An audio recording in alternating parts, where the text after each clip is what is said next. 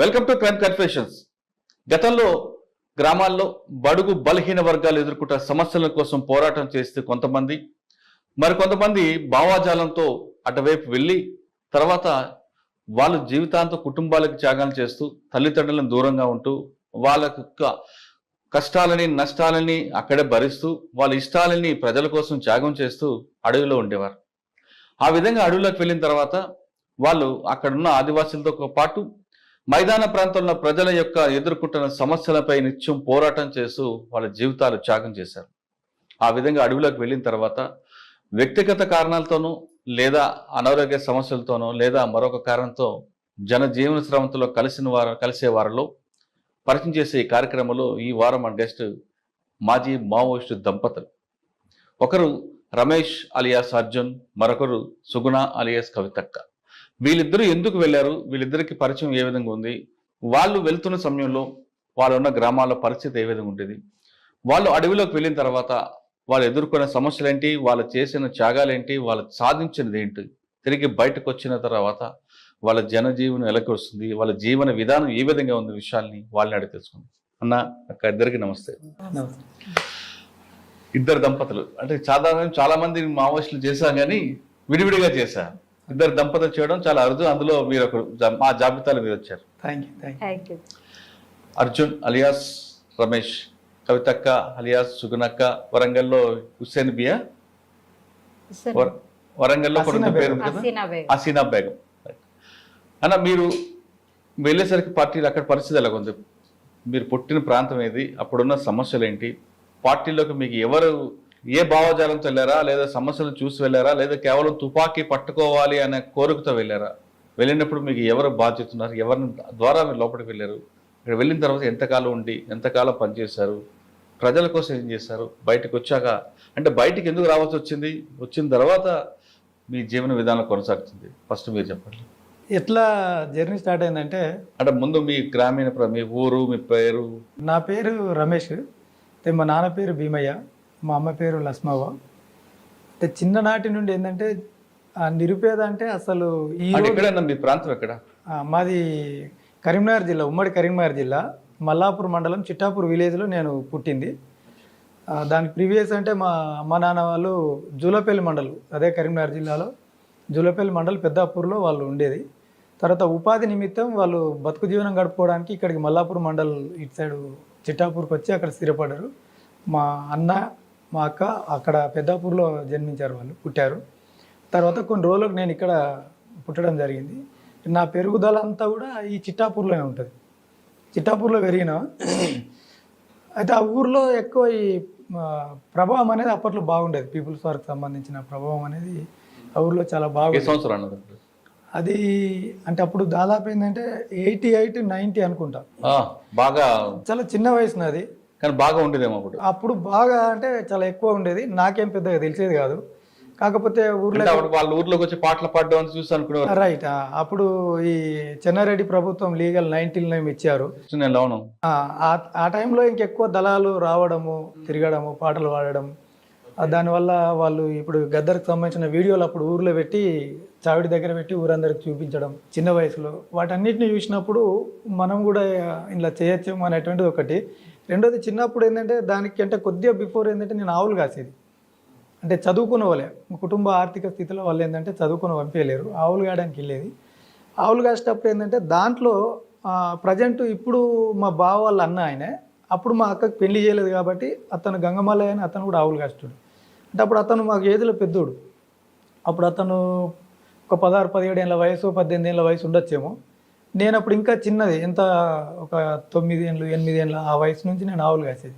ఆ టైంలో అతను వాళ్ళ అన్నలు ఇంకా పెద్దోళ్ళు, అంటే దాదాపు పార్టీ స్టార్ట్ అయినప్పటి నుంచి 70 కావచ్చు, 69, 70 ఆ టైం నుంచి కూడా వాళ్ళ అన్నలు చాలా ఏజ్ అప్పటికి 25, 30 ఏళ్ళ వయసులో ఉంటారు. వాళ్ళు పార్టీతో సంబంధాలు ఉండి పోలీస్ స్టేషన్లో ఈ దెబ్బలు పడి రకరకాల ఇబ్బందులలో వాళ్ళంతా కుటుంబం ఉంది. దాని తర్వాత అందులో వాళ్ళ 6 అన్నదమ్ములు. 6 ఇతను సెకండ్, అంటే లాస్ట్ నుంచి సెకండ్ గంగమల్లయ్య అనే వ్యక్తి. తను ప్రజెంట్ అప్పుడు మేము ఆవులు కాస్తున్న సమయంలో ప్రజెంట్ తను వాళ్ళతో కాంటాక్ట్లో ఉండేవాడు, పార్టీతో కాంటాక్ట్లో ఉండడం, మేము ఆవులు కాయడం, అండ్ నైట్లో వెళ్ళి కలవడం రావడం. కొన్ని అప్పుడు మనకేమో అంత ఏదో అర్థం చేసుకునేది కాదు కదా, ఏదో దొరలని భూస్వాములని వాళ్ళ దోపిడీ అని ఒక్కొక్క ఊర్లో ఒక దొరని ఇట్లా శిక్షించారు వాళ్ళు అని చెప్పేసి అవన్నీ చూసినప్పుడు ఏంటంటే అలాంటి మాటలన్నీ కూడా ఎప్పటికప్పుడు అది సబ్ కాన్షియస్లోకి వెళ్ళిపోయినాయి, నా సబ్ కాన్షియస్ మైండ్లోకి వెళ్ళిపోయినాయి. దాని తర్వాత మనం కూడా చేస్తే బాగుంటుంది అని అటువంటిది ఒక చేయాలి కదా. తర్వాత అప్పుడు గ్రామాలలో ఏమొచ్చిందంటే శ్రీలంకలో అనుకుంటా ఎల్టీటీ సంబంధించినప్పుడు ఆ స్టేట్మెంట్ అప్పుడు టీవీలు అంతా తక్కువ కదా, పేపర్లలో వచ్చేదేమో అనుకునేవాళ్ళు అన్నట్టు. మా అన్న కూడా కొంత వర్క్ చేసి మా అన్న కూడా అంటాడు ఇంటికి ఒక్కరు కంపల్సరీ ఈ పార్టీ ఉద్యమంలోకి వెళ్ళాలి, వెళ్తే పేదోళ్ళ రాజ్యం వస్తుంది అనేటువంటిది వాళ్ళు మాట్లాడుకోవడం. మా అమ్మ నాన్నకి ఏదో కామెడీగా చెప్పేవాడు, నేను వెళ్ళిపోతే ఎప్పటికైనా తమ్ముడు ఉంటాడు కాబట్టి ఇంట్లోకి ఒక్కరు పోవాలి కాబట్టి నేను పోతా అని చెప్పుకుంటాడు. సరే అది అట్లాంటి మాటలు అనేటువంటి ఈ పాటలు అనేటువంటి బాగా ఇన్స్పిరేషన్ చేయగలిగింది. ఎప్పుడైతే ఆ గంగమ్మలో ఉన్నాడో మేము ఇంకొంత ఇది లీగల్ వచ్చిన తర్వాత 90లో ఆ టైం వరకు వచ్చేటప్పటికి ఒక బాలల సంఘం అని చెప్పేసి చిన్నపిల్లలతోని 12 నుంచి 14 ఏళ్ళు వయసు 16 ఏళ్ళలోపు ఉన్న వాళ్ళందరికీ సంఘం పెట్టి ఇట్లా నైట్లో ఊరు పక్కన దళం వచ్చి కూర్చొని మాట్లాడి చేసి వాళ్ళు కొన్ని మంచి విషయాలు ఏంటంటే బీడీలు కొట్టద్దు, కళ్ళు మందు తాగద్దు, వర్క్ అంటే అప్పటికి ఏమైపోయిందంటే నేను ఆవులు వదిలిపెట్టేసి వ్యవసాయ కూలీగా రైతులకు పనిచేయడానికి ఉండేదన్నట్టు. మీరు ఎన్నడూ పని తప్పియద్దు, ఎప్పుడన్నా మీరు ఒకవేళ మాతో వచ్చిండ్రు అనుకోండి ప్రజల్లో కానీ చూసే వాళ్ళకి కానీ ఇటు పని దొంగరా అట్లాంటి వాళ్ళే అక్కడికి పోతారా అనే పేరు వస్తుంది. కాబట్టి మీరు జ్వరం వస్తే కూడా అసలు మంచాల నుంచి లేవలేని పరిస్థితి ఉంటుంది తప్ప మీరు పని చేయొద్దు. అలాంటి విషయాలు స్టార్టింగ్లో కాబట్టి మైండ్ కూడా పెద్దగా ఆలోచించేది కాదు కాబట్టి బాగా క్రమశిక్షణ అనేది పెట్టుకోవడం జరిగింది. దానివల్ల పెరుగుతూ వస్తుంటే ఆ నిర్బంధాలు కానీ ఊర్లలో కుప్ప పెట్టి కొట్టేది అన్నట్టు. అంటే అప్పుడు ఉన్న పాలసీ కాదు లేకపోతే అది ఏందనేది మనకు అంత అప్పుడు అర్థం చేసుకోలే. జనాలు అందరినీ తీసుకొచ్చి ఇప్పుడు 14-16 సంవత్సరాల వయసు కన్నా పెద్దోళ్ళను 50 సంవత్సరాల లోపులను ఒక పక్కన కూర్చోబెట్టి ఆ పై ఏజ్ వాళ్ళను ఒక పక్కన కూర్చోబెట్టి మా అలాంటి చిన్నపిల్లలు లేడీస్ని అయితే ఏమనకపోయేది, మేము వాళ్ళ మధ్యలో తిరుక్కుంటూ వెళ్ళిపోయేది. అప్పటికి పార్టీతో సంబంధాలు ఉన్నప్పుడు కూడా పెద్దగా అలాంటివన్నీ చూసినప్పుడు కూడా ఏంటంటే ఖచ్చితంగా ఇదంతా పోవాలంటే ఇప్పుడు పేదోళ్ళకు రాజ్యం అవన్నీ ఏవో మాటలు వినేటి అవన్నీ సాధించాలని అటువంటి కాలక్రమేణా పెరుగుతూ రావడం, నైట్లో వాల్ పోస్టర్లు లాంటి చిన్న చిన్న పనులు చేయడం, వాళ్ళతో కాంటాక్ట్లో ఉండి ఎక్కడైనా ఏమైనా జరిగిందంటే బాధపడడం, ఎవరైనా ఎన్కౌంటర్ అయిందంటే అలాంటివన్నీ కూడా అలవాటు అయిపోయినట్టు మెల్లమెల్లగా. 93కి వచ్చేటప్పటికి గంగమల్లయ్య అనే వ్యక్తి రిక్రూట్ అయ్యి మళ్ళీ ఎందుకో వెళ్తూ వల్ల కొంచెం వెనక్కి వచ్చిండు, ఎందుకో తెలియదు. ఆ టైంలో ఊరు మొత్తం పోలీసు వాళ్ళు రౌండ్ అప్ చేసినప్పుడు ఆ టైంలో తను తప్పించుకోవడానికి వెళ్తున్న సమయంలో ఎన్కౌంటర్ అయింది, చనిపోయింది, వాళ్ళు చంపేసిండ్రు. దాని తర్వాత కాంటాక్ట్లు దిగిపోవడం ఇవన్నీ కూడా మనకు మైండ్లో ఉన్నది కాబట్టి అది ఏదో రకంగా కనెక్ట్ అవ్వడం జరిగింది. 95 అనుకుంటా నేను. 95కి వచ్చేటప్పటికి నేను ఎక్కడ ఏం పెద్దగా ఫోకస్ అయింది కానీ పనులు చేసింది కానీ ఏం లేదు. కానీ నాది కూడా పోలీసు రికార్డుల్లో ఎక్కడం, నేను పనిచేసిన అని చెప్పేసి నా కోసం వాళ్ళు ప్రయత్నించడం. అది ఏదైతే ఇప్పుడు ఎన్కౌంటర్ అయిన గంగమల్లయ్య ఉన్నాడో వాళ్ళ అన్న ఫస్ట్ నుంచి మాది కార్యకర్త కాబట్టి తనను ఒక రోజు నైట్లో పట్టుకపోయిన తర్వాత ఆ రోజు తెల్లారి వాళ్ళ కుటుంబ సభ్యులు వెళ్తుంటారు కదా పోలీస్ స్టేషన్, ఆయన చెప్పిండు ఇట్లా మన రమేష్ గాని పేరు అడిగినారు వాళ్ళు, జాగ్రత్తగా ఉండమని చెప్పండి, దొరకద్దు అని చెప్పి. ఏ పోలీస్ స్టేషన్? మాకు మల్లాపూర్ పోలీస్ స్టేషన్ ఉండేది కానీ అప్పుడు మెట్పల్లి అనుకుంటా, మెట్పల్లి పోలీస్ స్టేషన్లో ఎక్కడో పట్టుకపోయినారు వాళ్ళు. పోలీస్ స్టేషన్ అయితే మల్లాపూర్. వాళ్ళు ఆయన చెప్పి పంపిన తర్వాత అప్పుడు మా వాళ్ళకి చెప్పాను, ఆయన డైరెక్ట్ వచ్చి నాకు చెప్పకుండా ఇంటికి పోయి చెప్పాను, అమ్మ బాధపడి వినకపోతే రాత్రి అటు ఇటు పోతుంటే చెప్తే లేవు, ఇప్పుడు పోలీసు వాళ్ళకి తెలిసిందట, ఇప్పుడు డబ్బులు మనం సరెండర్ చేయాలన్నా డబ్బులు బాగా అవసరం, ఎట్లా చేస్తావు ఏం చేస్తావు అంటే సరే నువ్వు సైలెంట్గా ఉండు అని చెప్పేసి అప్పటి నుంచి ఇంట్లో కొంచెం జాగ్రత్తగా బయట ఉండడం జరిగింది. నాన్న కూడా బాధపడి ఏడ్చి నువ్వు ఎక్కడన్నా ఉండు ఏమన్నా ఉండు ఇంటికి వచ్చి అన్నాను నేను అంటే వాళ్ళు ఒక రకంగా నాకు చెప్పాలంటే వ్యతిరేకించి బలంగా చేయలేరు. సరే అని చెప్పేసి ఈ కాలక్రమేణా ఏంటంటే పోలీసు వాళ్ళు ఎప్పుడైతే ఆ ఊర్లోకి వచ్చారో ఆ రోజు, ఇది 95 అనుకుంటా, ఆ రోజే నైట్ వీళ్ళు 1 గంటకు వచ్చారు. నేను కట్టెలకి వెళ్ళి అప్పుడు నైట్లో రైతులకి ఏంటంటే కట్టెలు తీసుకురావడం, ఎడ్ల బండ్లు తీసుకురావడం అలవాటు. అడవికి వెళ్ళి మేము వెళ్ళి ఆ కట్టెలు అక్కడ పెట్టి ఒక దగ్గర తోట ఉంటుంది వ్యవసాయకు సంబంధించిన బావి దగ్గర, అక్కడ ఇచ్చిపెట్టి ఎడ్లను తీసుకొని ఊర్లోకి వస్తారు. మాకు పోలీస్ పార్టీ కనిపించింది ఊర్లో. అప్పుడు 1 అవుతుంది నైట్ వెళ్తున్నారు. వాళ్ళ వెనకాలే మేము కొద్ది దూరం జర్నీ చేసి ఊరు చౌరస్తా ఉంటుంది బస్ స్టాండ్, అక్కడ నుంచి వీళ్ళు రైట్కి వెళ్ళిపోయి ఇటు లెఫ్ట్కి వెళ్ళి ఇటు వెళ్తుంటే అది మా ఇల్లు వస్తుంది. వాళ్ళు ఇటు వెళ్ళి అటు తిరిగినరు. అప్పటికే నాకు వాళ్ళు కొంత ఏదో నాకు సెన్స్ చెప్తుంది అటు ఎందుకు వెళ్తున్నారు వీళ్ళు అని చెప్పి. మేము ఇక్కడికి వచ్చి ఇటు లెఫ్ట్ అయినాం. వెళ్ళగానే పోలీసు వాళ్ళు అరే మీరు ఎవరు ఎడ్లు దొంగతనం పట్టుకపోతారు అని ఒక జవాన్ వచ్చి మాకు అడిగిండు. ఆ సుంకరీలు ఉంటారు కదా, ఆ సుంకరీలో వీళ్ళు ఇటుపక్క ఉంటుంది, మా ఫ్రెండ్ వాళ్ళు వీళ్ళు అటుపక్క ఉంటుంది, అంటే గల్లీ తిరిగి వెళ్ళాలి. ఆయన ఏమంటే లేదు సార్ వాళ్ళు మా వాళ్ళే, వాళ్ళు పెరడ్కాడికి పోయి వస్తున్నారు సార్, పిల్లలు మా వాళ్ళే వాళ్ళు అని చెప్పగానే ఆయన అటు వెళ్ళిపోయాడు. వెళ్ళిపోయిన తర్వాత మేము వచ్చి అక్కడ వేరే దగ్గర పడుకొని తెల్లారేటప్పటికి ఎవరెవరు పట్టుకుపోయారంటే ఒక ముగ్గురిని తీసుకుపోయాను. ఆ సాయంత్రం వరకల్లా నాకు ఇన్ఫర్మేషన్ వచ్చింది. అదే నైట్ 3 గంటలకు పోలీసు వాళ్ళు 1 గంటకి వెళ్ళిపోయారు. అదే నైట్ 3 గంటలకు ఇంకో ఏరియాలో వాళ్ళు వచ్చిండ్రు. ఒక పర్సన్కు అంటే మాకు తెలిసిన పర్సన్కి చెప్పారు అన్నట్టు, ఇట్లా రమేష్ను పలానా విలేజ్ దగ్గరికి రమ్మని చెప్పండి ఎల్లుండి మధ్యాహ్నం 12 గంటకని ఒక టైం చెప్పారు వాళ్ళు. ఈ విషయం కూడా నాకు నైట్ 8 గంటలకు తెలిసింది. తెల్లారి ఈ పోలీసుకు తెలిసిందనే విషయం అదే రోజు తెలిసింది. వాళ్ళు కూడా నా కోసం ఒక ఇన్ఫర్మేషన్ ఇచ్చిపోయారు కాబట్టి అది కూడా తెలిసింది. ఆ తెల్లారి నేను అక్కడికి వెళ్ళిపోయి కలిసి మాట్లాడినాను. అప్పుడు ఈయన గంగుల వెంకటస్వామి కమాండర్ ఉండే ఆ ఏరియాలో, దాంతో మాట్లాడినప్పుడు ఇట్లా అయింది అని చెప్పేసి అన్ని డిస్కషన్ జరిగిన తర్వాత ఇక వాళ్ళు ఎట్లా ఫుల్ టైం చేస్తావా పార్ట్ టైం చేస్తావా మరి ఏంటి అని చెప్పేసి డిస్కషన్ అండి. ఫుల్ టైం అంటే ఇప్పుడు పార్ట్ టైం అంటే నేను రైతు దగ్గర పనిచేస్తాను, నాగలు పట్టుకొని దున్నుతున్నాం అనుకోండి ఎడ్లతోటి, వాళ్ళు వచ్చేనట్టు ఇడిచిపెట్టి ఉరకలేం కదా, వాళ్ళు ఎందుకు పోతున్నారో ఏమో అర్థం కాదు, సడన్గా వచ్చి పట్టుకుంటే ఆ టైంలో ఎన్కౌంటర్లు ఎక్కువ ఉండేది. ఇక ఫుల్ టైం చేస్తా అని చెప్పేసి డిసైడ్ అయిన తర్వాత అప్పుడు ఒక 6 months వరకు ఫుల్ టైం చేసి దాని తర్వాత రిక్రూట్ అవ్వడం జరిగింది పూర్తి కాలం. ఏ సంవత్సరం అయ్యారు మీరు? ఇది 95 మార్చ్ అనుకుంటాను. అప్పుడు మీకు ఎవరు బాధ్యుడు అండి? మీకు ఎవరు బాధ్యత వహించారు అప్పుడు మీకు లోపల తీసుకు? గంగుల వెంకటస్వామి అలియాస్ రమేష్ అని చెప్పేసి మా ఏరియా కమాండర్ అతను. ఇప్పుడు తనే తీసుకున్నారు. అంటే అక్కడ ఎట్లుంటుందంటే ఆయన పని చేపిస్తాడు. మీరు ఆయన దగ్గర ఏం నేర్చుకున్నారు? ఏం నేర్చుకున్నామంటే ఇప్పుడు ఇవే చెప్తారు వాళ్ళు, ఇప్పుడు ప్రజలకు ఎట్లా ఆకలికి గురవుతున్నారు, డబ్బు లేని వాళ్ళు ఎలా ఇబ్బందులు పడుతున్నారు, మన రాజ్యం వస్తే అందరికి సమానంగా ఎలా ఉంటుంది, సోషలిజం అనేది ఎలా ఉంటుంది. అంటే రాజకీయ తరగతి కూడా జరిగేవా? రాజకీయ తరగతులు ఈ క్లాసులు చెప్పారు. అంటే మా ఏరియా ప్లేన్ ఏరియా కాబట్టి అప్పటికి పార్టీ తరఫున చూసుకున్నప్పుడు ఏంటంటే ఇక్కడ ఎడ్యుకేషన్ ఇచ్చే దగ్గర వాళ్ళు వెనుకబడున్నారని తర్వాత మేము రిక్రూట్ అయిన తర్వాత మాట్లాడిన దాంట్లో సమీక్ష చేసుకున్నారు. ఆ రాజకీయ తరగతులకి వచ్చినప్పుడు ఏంటంటే హిస్టరీ చెప్పిండ్రు, తర్వాత ఈ మన సంబంధించిన పౌరశాస్త్రం అని ఉంటుంది కదా, పౌరశాస్త్రంకి సంబంధించింది కూడా చెప్పిండ్రు.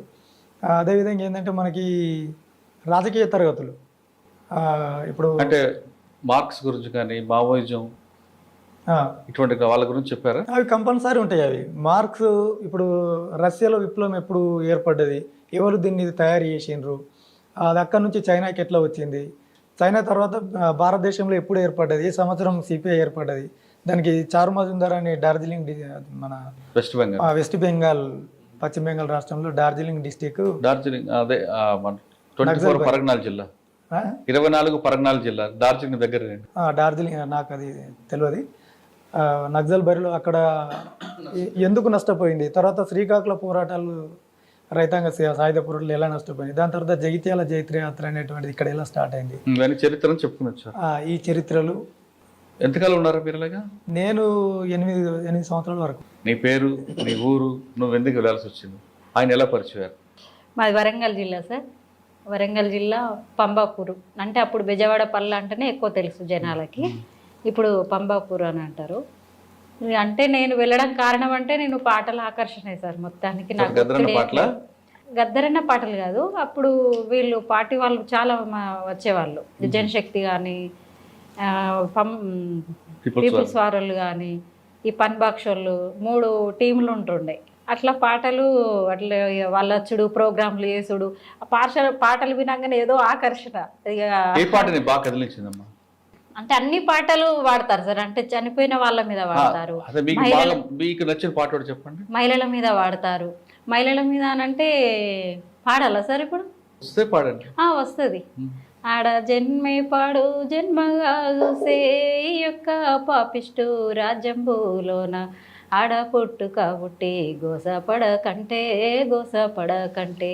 అడవిలో మానాయి పుట్టిందే మేలో పెరిగిందే మేలో, తల్లి ఒడిలో కన్నో తెరిసిన్నో లేదో ఆడపోరి అంటూ మా నాన్న తిట్టే, ఆడపోరి అంటూ దీర్ఘాలు తీసి సడించుకునిరి ఇంటోళ్ళందరూ, అయ్యో ఈ పాడు లోకంలో ఆడమనిసంటే ఆడమనిసంటే పురుగు కాంటే నామైపోయినాదో అయిపోయినాదో.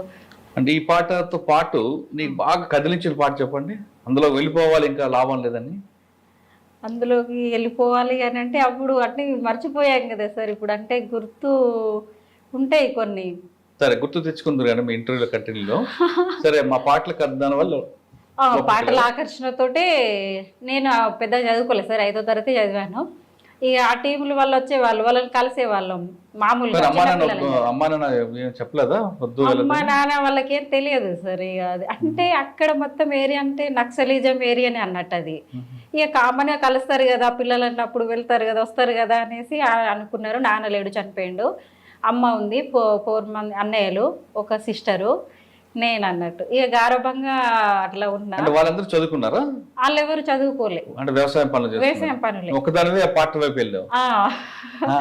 పార్టీ వైపే వెళ్ళాను. ఇక అప్పుడు అంటే ఇక సానుభూతి పరులాగా మా కమాండర్ సమ్మన్న అనేటైనా ఉంటుండే. నేను అంటే ఇట్లా సానుభూతి పరులు అనేది ఉంటారు కదా మన విలేజ్ లో, వాళ్ళు చేసేవాళ్ళు. ఎంత వయసులో వెళ్ళావు నువ్వు? నేను 15 సంవత్సరాలు. వద్దు అనలేదా వాళ్ళు? వాళ్ళు అనలేరు సార్, ఏమనలేరు. అంటే వాళ్ళు బయట మనకి మీ గ్రామానికి వచ్చేవారా? వచ్చేవారు. పాటలు చూసి విని, పాటలు చూసే విని నేను ఖచ్చితంగా వెళ్ళాలి అనేసి పాటల ఆకర్షణతోటే వెళ్ళేదాన్ని. ప్రతి ఊర్లో నేను దుమ్ము మీటింగ్లు పెట్టేదాన్ని సార్, ఫుల్ పాటలు పాడేదాన్ని. ఆ అక్క పాడితేనే మేము ఉంటాం అనేసి అంటుండే స్టేజ్ మీద కూడా. ఇంకో పాట పాడవాలి. నీ అమ్మ పాలు ఇస్తూ ఏమీ చెప్పిందో గాని, ఏ జోల పాట వాడి ఉయ్యాలు పిందో గాని, ఎద నిండా హుషారేరా ఓ కొడుకో, మది నిండా ఉల్లాసవేరా ప్రభాకరా,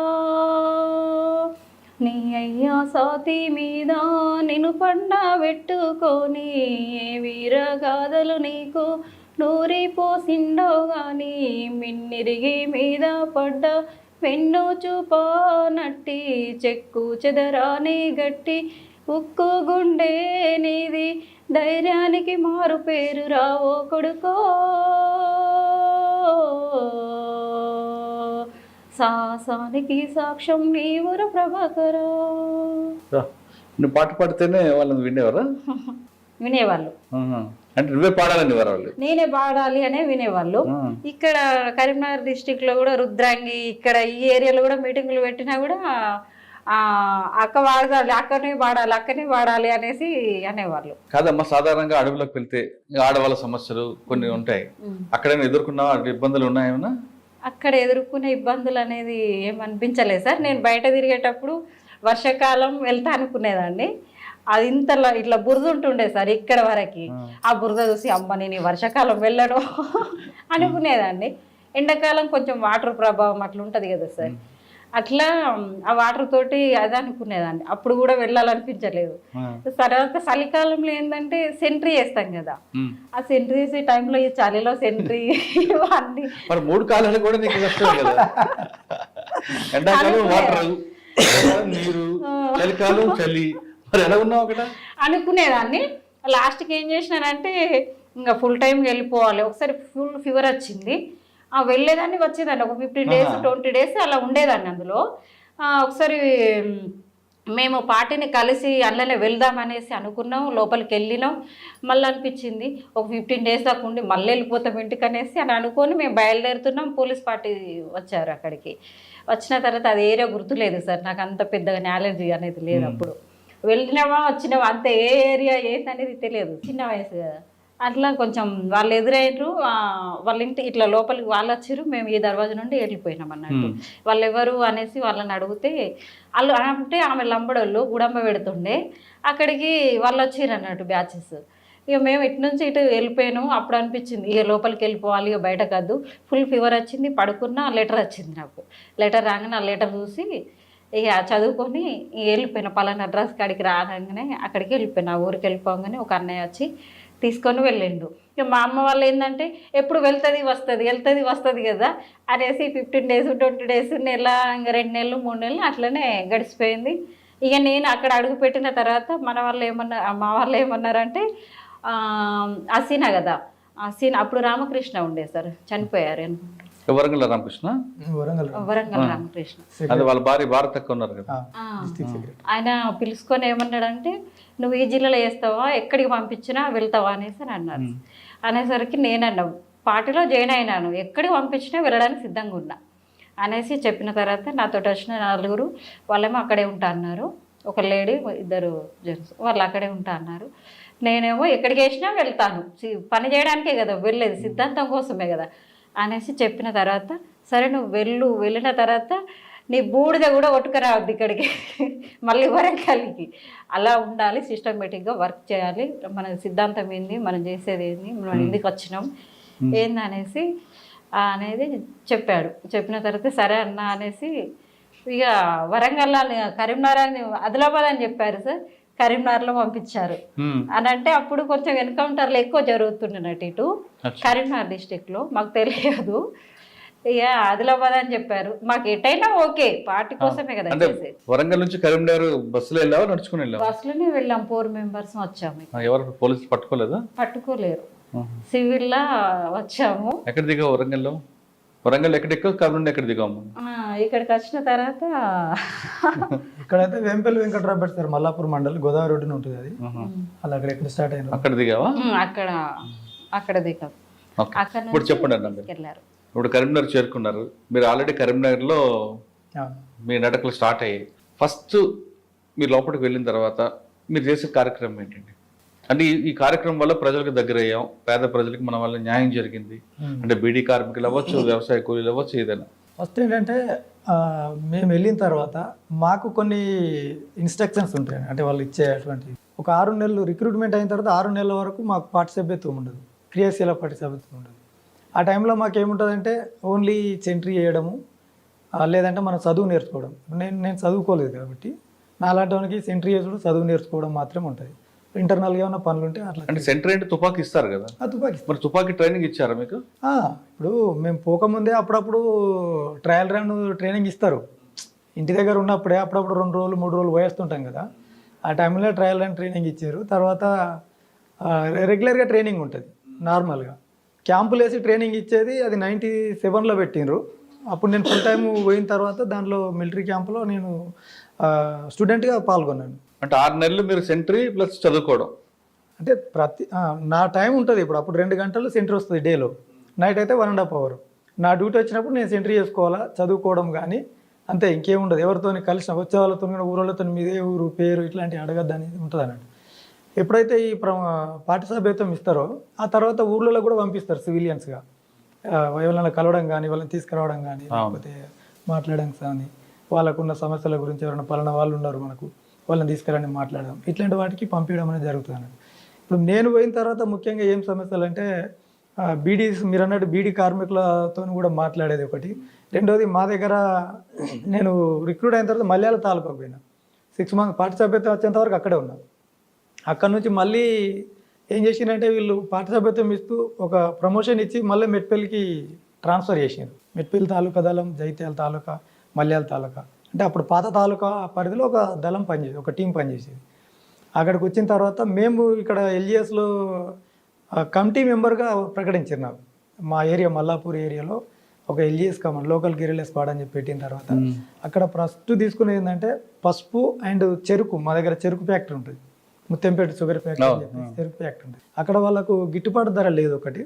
రెండవది ఏంటంటే పసుపు రైతులకు కూడా గిట్టుబాటు ధర లేదు. ఈ రెండింటి మీద మేము టీం పనిచేయాలి. అట్లా అక్కడక్కడ రైతులను పిలుస్తూ మాట్లాడడం ఒకటి. రెండవది ఏంటంటే వాటర్ సమస్య ఉంటుంది. 7 గ్రామాలు ఉంటాయి ఇక్కడ మా మల్లాపూర్ మండలంలో. అవి అప్పుడు బుగ్గారం నియోజకవర్గం ఉంటుండే, మెట్పల్లి నియోజకవర్గం, బుగ్గారం నియోజకవర్గం. ఈ మా మండలంలో బుగ్గారం నియోజకవర్గంలో ఒక 7 గ్రామాలు వస్తాయి మల్లాపూర్ మండలంలో, మిగతా గ్రామాలన్నీ మెట్పల్లి నియోజకవర్గంలో వస్తాయి. దానికి ఏంటంటే వాటర్ సమస్య బాగుండేది, వ్యవసాయ వాటర్ లేకపోయేది. ఒక వాగు ఉంటుంది, అది జీవనది లాగానే వారేది అన్నట్టు, చిన్నగా ఉంటుంది కానీ మంచిగా పారేది అన్నట్టు. వాళ్ళు ఎప్పుడో కొంచెం ఆనకట్ట కట్టి వదిలిపెట్టినారు. మేమేం చేసినామంటే వీళ్ళకి దగ్గర అంటే మనం ప్రజలకు సమస్యలు ప్రభుత్వం పట్టించుకోవట్లేదు అప్పుడు వాళ్ళు ఇచ్చినటువంటి మా గైడెన్స్లో ఈ కాలువకు మనము మరమ్మతి చేస్తూ ఇక్కడ నుంచి దీన్ని ఈ 7 గ్రామాలకు నీళ్ళు అందియాలనేది ఒక ప్లాన్. ఓకే. ఈ మూడు కార్యక్రమాలు అప్పుడు ముఖ్యంగా పసుపుది ఒకటి, చెరుకుది ఒకటి, రైతులకు సంబంధించింది ఒక సమస్య, రెండు కలిపితే.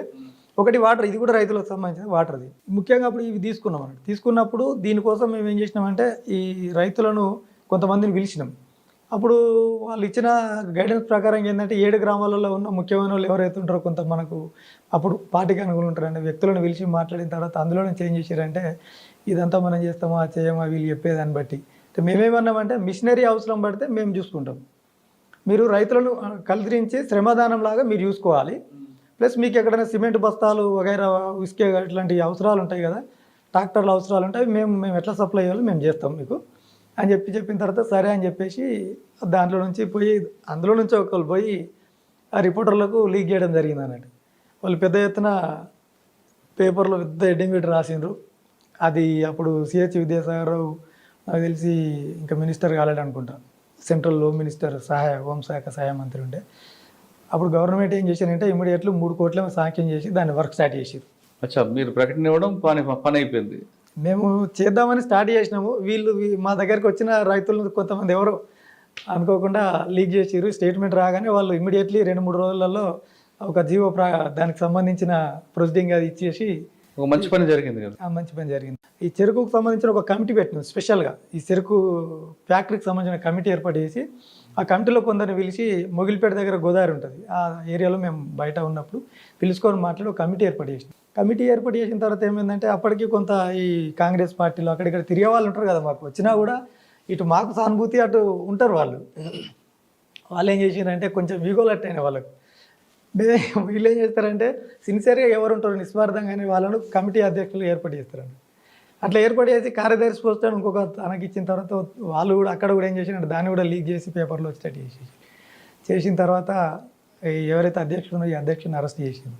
పోలీసు వాళ్ళు అరెస్ట్ చేసి ఒక 3 రోజులు దాచిపెట్టిన అన్నట్టు. అంటే ఎక్కడ తీసుకుపోయి లోకల్ పోలీస్ స్టేషన్ల దగ్గర కాకుండా జగిత్యాల తీసుకుపోయి పెట్టాను. అప్పుడు పెద్ద ఎత్తున మా ఊరిలో ఉన్న మహిళలందరూ కూడా ఆ పోలీస్ స్టేషన్కి వెళ్ళిపోయారు. దాదాపు 1000 మంది, ఒక 1500-2000 మంది వెళ్ళిపోయి తన గురించి మాట్లాడిన తర్వాత ఇస్ అవుతుంది అని చెప్పేసి మళ్ళీ తర్వాత కొంచెం మాట్లాడి వదిలిపెట్టారు. అది అక్కడికి ఆగిపోయింది. పసుపు సంబంధించిన కార్యక్రమం దీని తర్వాత రన్నింగ్ చేయాలి.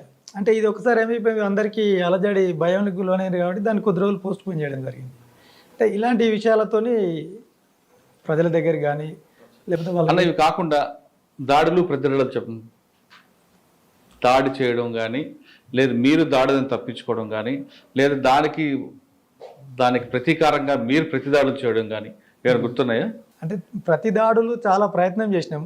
అంటే మాకు ఇది వెస్ట్ డివిజన్ అంటాం, జగిత్యాల, సిరిసిల్ల అండ్ మెట్పల్లి, మల్యాలు ఇదంతా కూడా వెస్ట్ కరీంనగర్ అని చెప్పేసి 99 అనుకుంటా నేను ఆ టైంలో డివైడ్ చేసింది. ఈ డివైడ్ చేసిన తర్వాత చాలా మా మీద జరిగిన దాడులు ఉన్నాయి. దాదాపు నేను ఉన్నాయే దాదాపు 30 నుంచి 35 ఎన్కౌంటర్లు, పోలీస్ ఎన్కౌంటర్లలో, గ్రేహౌండ్స్ దాంట్లో కానీ, సిఆర్పిఎఫ్ కానీ ఇలాంటి వాటి అన్నింటిలో. మీరు అంటే మీకు బాగా గుర్తుండిపోయింది చెప్పండి, ఇందులోంచి బయటపడ్డా అంటారా లేదంటే నా పని అంటే లైవ్ చూస్తుంటారు కదా చాలా విషయాలు. అవునా, ఒక్కటి ఏంటంటే నేను 100% ఈ రోజుతోని అయిపోయింది అనుకున్నటువంటి సంఘటన ఒకటి ఉంది. నేను మిలిటరీలో ఎప్పుడైతే 97లో ట్రైనింగ్ ఇచ్చిండ్రో ఆ ట్రైనింగ్లో నేను పర్ఫెక్ట్ నేర్చుకునేది. ఏదైనా కూడా నేను ఒకటే ఆలోచించే ఏదున్నా పర్ఫెక్ట్ చేయాలి, ఏది చెప్తే గదే అన్నట్టు. ఇది దాటద్దు అంటే ఈ గీత దాటద్దు అంటే దాటద్దు, అంత పర్ఫెక్ట్గా ఉండేది. అంటే ఏదైతే క్రమశిక్షణ ఉందో మిలిటరీలో నేర్చుకున్న క్రమశిక్షణ కూడా ఆ టెక్నికల్స్ కూడా నన్ను ఇన్ని ఎన్కౌంటర్ల నుంచి బయటపడడానికి చాలా సహకరించినాయని నేను అనుకుంటాను. ఆ డిసిప్లిన్ ఒకటి ఏంటంటే అది 98 అనుకుంటా. ఒకటి నిజామాబాద్ జిల్లాలో కమ్మర్పల్లి మండల్ ఇటు వస్తుంది, ఇటు సైడ్ మెట్పల్లి మండల్ వస్తుంది, ఇటు సైడ్ కతలాపూర్ మండల్ వస్తుంది. ఈ 3 మండలాల మధ్యలో పరిధిలో ఫారెస్ట్ ఉంటుంది అన్నట్టు. ఆ ఏరియాలో మేము కూడా ఏంటంటే ప్రతిఘటనకు ఏదైనా చేయాలని చెప్పేసి దళం ఉన్నాము. ప్లాన్ చేయాలంటే ఒక ఊర్లో క్లెమోర్ మైన్స్ ఉన్నాయి, అంటే పైపులు తయారు చేసినాం, మెటీరియల్ తయారు చేసినాం. అది తీసుకురావడానికి నేను నాతో పాటు ఒక కార్యకర్తను తీసుకొని వెళ్ళినాను సాయంత్రం 5 గంటలకు. వెళ్ళిన తర్వాత రిటర్న్ వచ్చేటప్పుడు మా ప్లాన్ ఏంటంటే ఒక ఎడ్ల బండ్లో పెట్టుకొని రావాలి. ఎడ్ల బండ్లో పెట్టుకొని వస్తే ఏంటంటే మా కోసం పోలీసు వాళ్ళు నైట్లో వాళ్ళు కొన్ని అంబుషులు చేసి ఉంటారు అన్నట్టు. అలాంటి 3 ప్లేసులు దాటి రావాలి ఎడ్ల బండి తీసుకొని. ఆ రోజు లేకపోతే వచ్చేస్తాం. ఒకవేళ వాళ్ళు ఆ రోజు కనుక ఉన్నారనుకోండి, చెక్ చేస్తే పట్టుకుంటారు కదా. నా దగ్గర 9mm పిస్టల్ ఉంది కాబట్టి అప్పుడు నేను స్పాంటనిటీగా ఏం ఆలోచించానంటే ఇట్లయితే కుదరదు, నైట్లో పోవడం అంత సేఫ్ కాదు. వాళ్ళు ఏం చేస్తారంటే తెల్లారి 5 గంటల వరకు ఉంటారు లేదా 4:30 వరకు ఉంటారు, నైటు 9-10 గంటలకు వస్తారు, వాళ్ళ ప్లేసులలో వాళ్ళు ఉండి జనాలు రాకముందు వెళ్ళిపోతుంటారు. ఆ ప్లేసులు మాకు కూడా కొన్ని తెలుస్తుంది. ఈ నైట్లో పోతే కంపల్సరీ ఇది అవుతుంది కాబట్టి తెల్లారి వెళ్ళాలంటే మళ్ళీ నేను 8 గంటలకు అక్కడ రీచ్ అవ్వలేను కదా అని చెప్పేసి 2 సైకిళ్ళు తీసుకొని ఆ సైకిల్ మీద పెట్టుకొని తీసుకొని వెళ్దామని ప్లాన్ చేసుకున్నాను. అప్పుడు ఒక సైకిల్ దొరికింది, ఇంకో సైకిల్ దొరకలేదు. ఏం చేద్దామని అటు ఇటు తిరిగి అది అసలు ఇది ఎంత ఉన్నదో చూద్దామని చెప్తే అప్పుడు తూమెడు సంచి అని చెప్పేసి క్వింటాల్ బస్తాలు ఉంటుండే, మక్కలు వస్తే క్వింటాల్ ఉంటుండే. అలాంటి బస్తాలో ప్యాక్ చేస్తే ఒకటే బస్తా వస్తుంది. ఈజీ ఉన్నది కదా అని చెప్పారు అనుకొని ఒక బండి తీసుకుందాం, 2 వీలర్, దాని మీద పెట్టుకొని పోదాం. ఇదంతా నా స్పాంటేనిటీగా సొంతంగా తీసుకున్న నిర్ణయమే. యాక్చువల్లీ తీసుకోవద్దు, కానీ అప్పుడు నాకు అది అనిపించింది, నైట్లో పోతే ఇది ఉంటుంది అని చెప్పి అనిపించింది. అప్పుడు మేము పోయేటప్పుడు ప్లానింగ్ చేసుకోవాలి. సరే అని చెప్పి ఒక దగ్గర పడుకొని తెల్లారి మళ్ళీ వెళ్ళిపోయినాము. వెళ్ళిపోయేటప్పటికి ఇది మళ్ళీ ఎంబడ పెట్టుకొని తిరగలేదు కదా, పాయింట్ మీకు దీన్ని పట్టుకొని పోలేము. కాబట్టి అక్కడ తండాలు ఉంటాయి, గిరిజనులు లంబాడి తండాలు ఉంటాయి. ఆ రోడ్డు పక్కనే, అంటే మామూలు రోడ్ అది, ఒకప్పుడు బస్సు నడిచింది కానీ ఇప్పుడు నడవట్లేదు. గుట్టల మధ్యలో నుంచి భీమ్గల్ టు కతలాపూర్కి ఒక బస్సు ఉంటుండే, అది నడవట్లేదు ఇప్పుడు నడవట్లేదు.